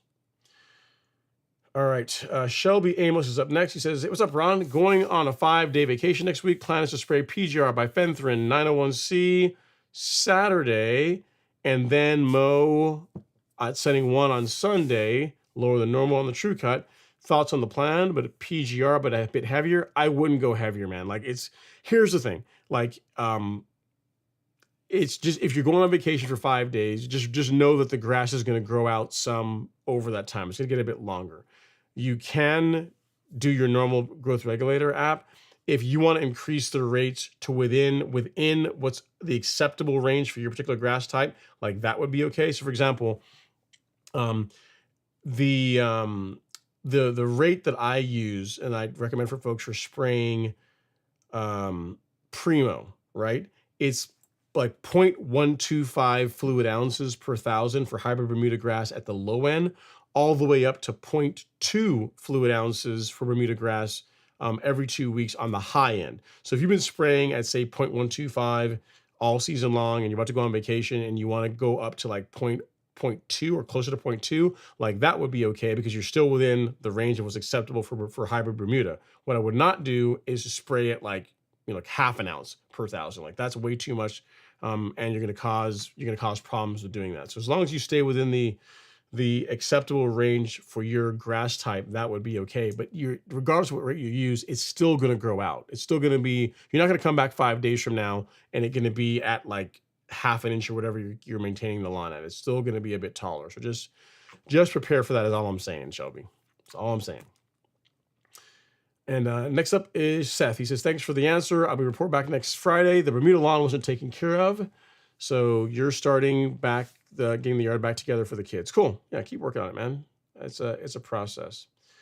We got Brett May up next. He says, "Hey, Ron, I live in North Texas and I have large field next to my yard with sandburrs. Do you have any knowledge of how to get rid of sandburrs so they don't migrate into my yard?"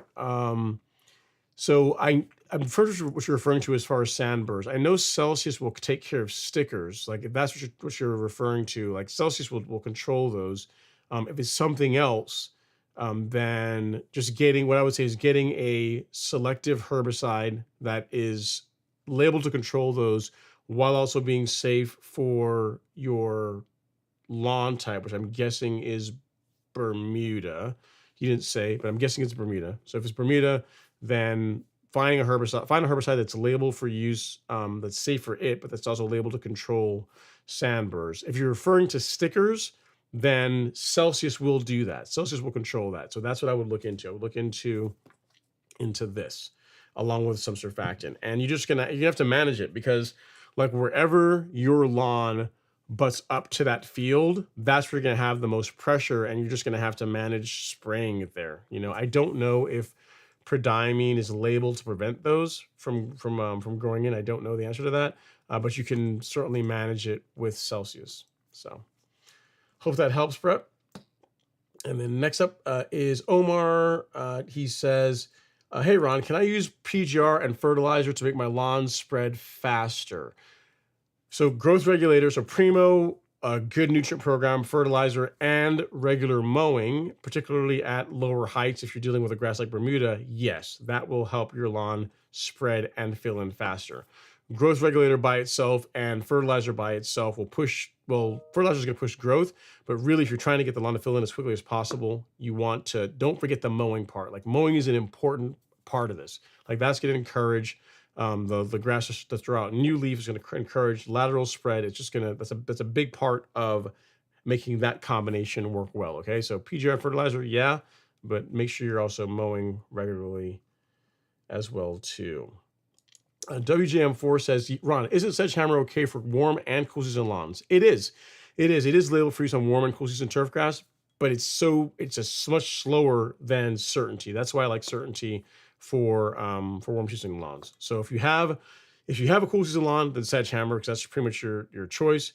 If you have a warm season lawn, then I prefer Certainty because it works faster, it controls more sedges, and it also controls POA annua. So for that reason, Certainty, given the choice, is a better option, in my opinion, for a warm season lawn than Sedgehammer. But you are correct. Sedgehammer will work on both warm and cool season turf grass, but it's so slow. Why not get the better product that does sedges and does a whole bunch of other stuff too? So that's why I recommend Certainty for warm season lawns over Sedgehammer. Let's see here.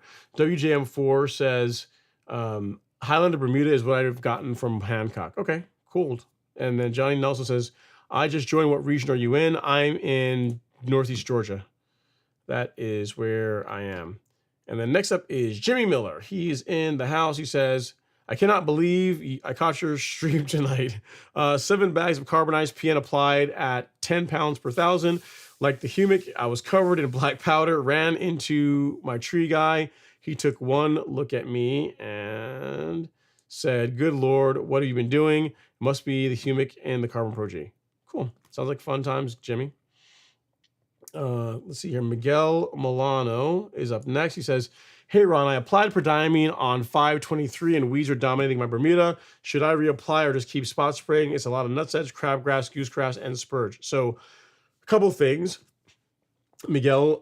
As far as timing goes, the end of May is late for putting out prodiamine. Like if you're trying to control crabgrass, spurge, you want to apply it earlier in the season before the average soil temps are in the mid 50s. That's what's going to really produce the best result.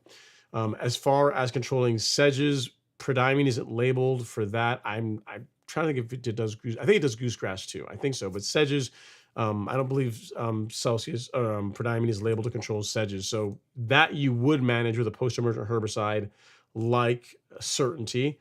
And then what I'd say to help prevent your crabgrass, goosegrass, and spurge, I think, assuming prodiamine is labeled for goosegrass, I don't know off the top of my head, I think it is. Next year, spray your pre-emergent earlier in the season. So before the average soil temperature in the mid 50s, that's when you want to put out your pre-emergent. And that's going to do a lot for helping prevent spurge and crabgrass and goosegrass. The nutsedge, you're still going to have to spray for that with post-emergent, unfortunately. But the other ones, prodiamine will do a good job reducing how much of that you have to deal with. So hope that helps. What you're dealing with is just the fact that your prodiamine, your pre-emergent application was not well timed, is what I would say. All right. Let's see here. You says, hey, did you get my email? I titled it Lawn Picks for the Stream. I'm looking here. No, I've got ones from Timothy, Ahmad. Nope, I don't. I've got one from, I got Aaron S. Yeah, lawn picks for the stream. Oh, yeah, I got you. Yeah, here we go. I got it. They came through.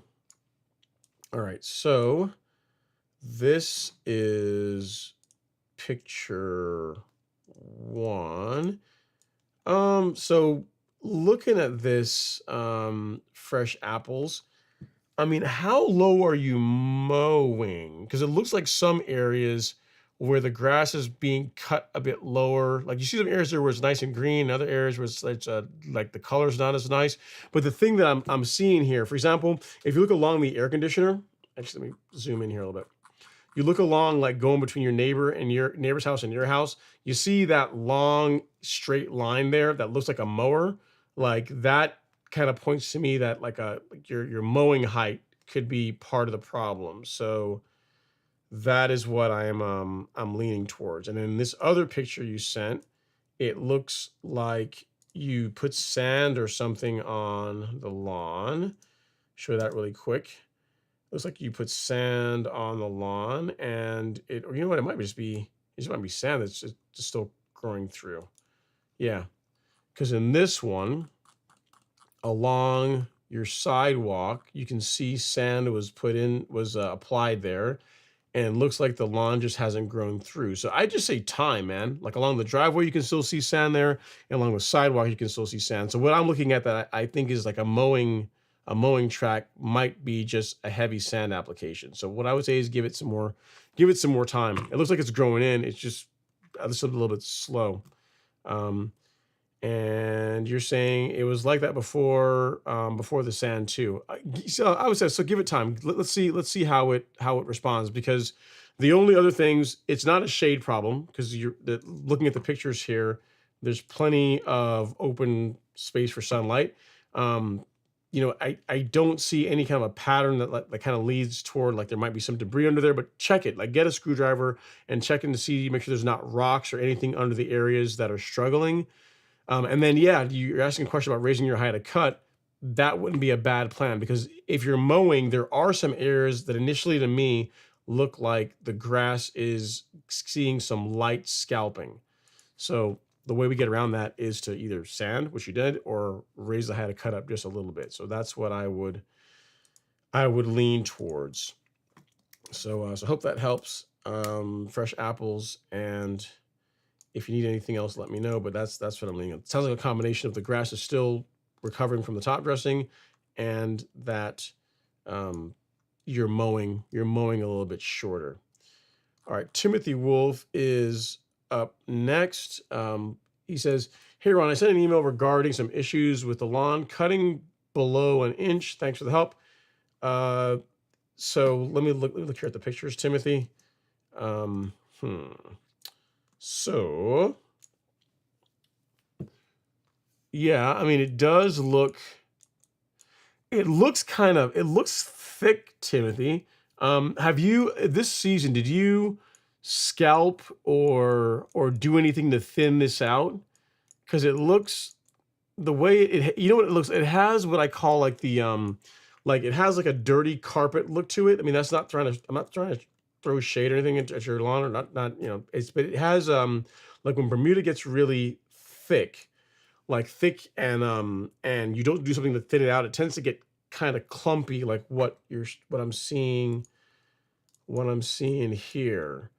So I might consider, if I were you, if you're not opposed to it, doing like a height of cut reset, like doing like a light thinning out of the lawn, and seeing if when it grows back in, if it looks better. And then you sent another picture here showing like grass blades, and looking at your equipment. Yeah, if you look at the tips of the grass, those edges aren't very clean, Tim. Like there's a lot of there's some torn and frayed tips.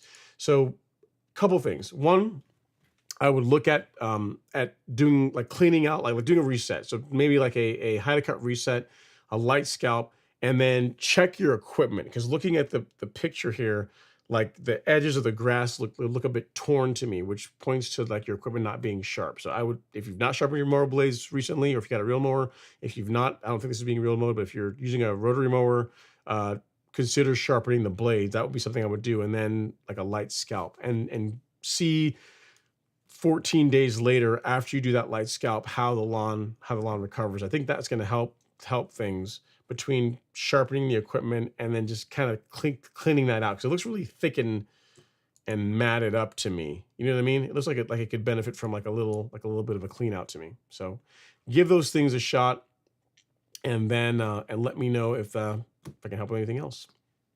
Well, guys, gals, I think that's it as far as questions for this evening. Hope you guys got some value out of it. I will cue the outro music. Again, the new fertilizer and micronutrient are available in the Golf Course Lawn Store. Super excited about that. So if you guys are looking for an awesome option to raise the level of your lawn, to elevate your lawn, take it to the next level, take a look at the new micronutrient and the 22-3 fertilizer, courtesy of the Golf Course Lawn Store. Really appreciate you guys hanging out with me. Next week's live stream will be Thursday night. I have a commitment on Friday night that I can't get out of. That's due to related to martial arts. So next week's live stream will be Thursday night instead of Friday. I'll schedule it plenty of time in advance. I'll also make notes about it. There'll be a point on the thumbnail. I'll say Thursday so you guys will know that. And until then, have an amazing weekend. Get out and do something fun in the lawn. And I will see you guys next week again on Thursday. Take care.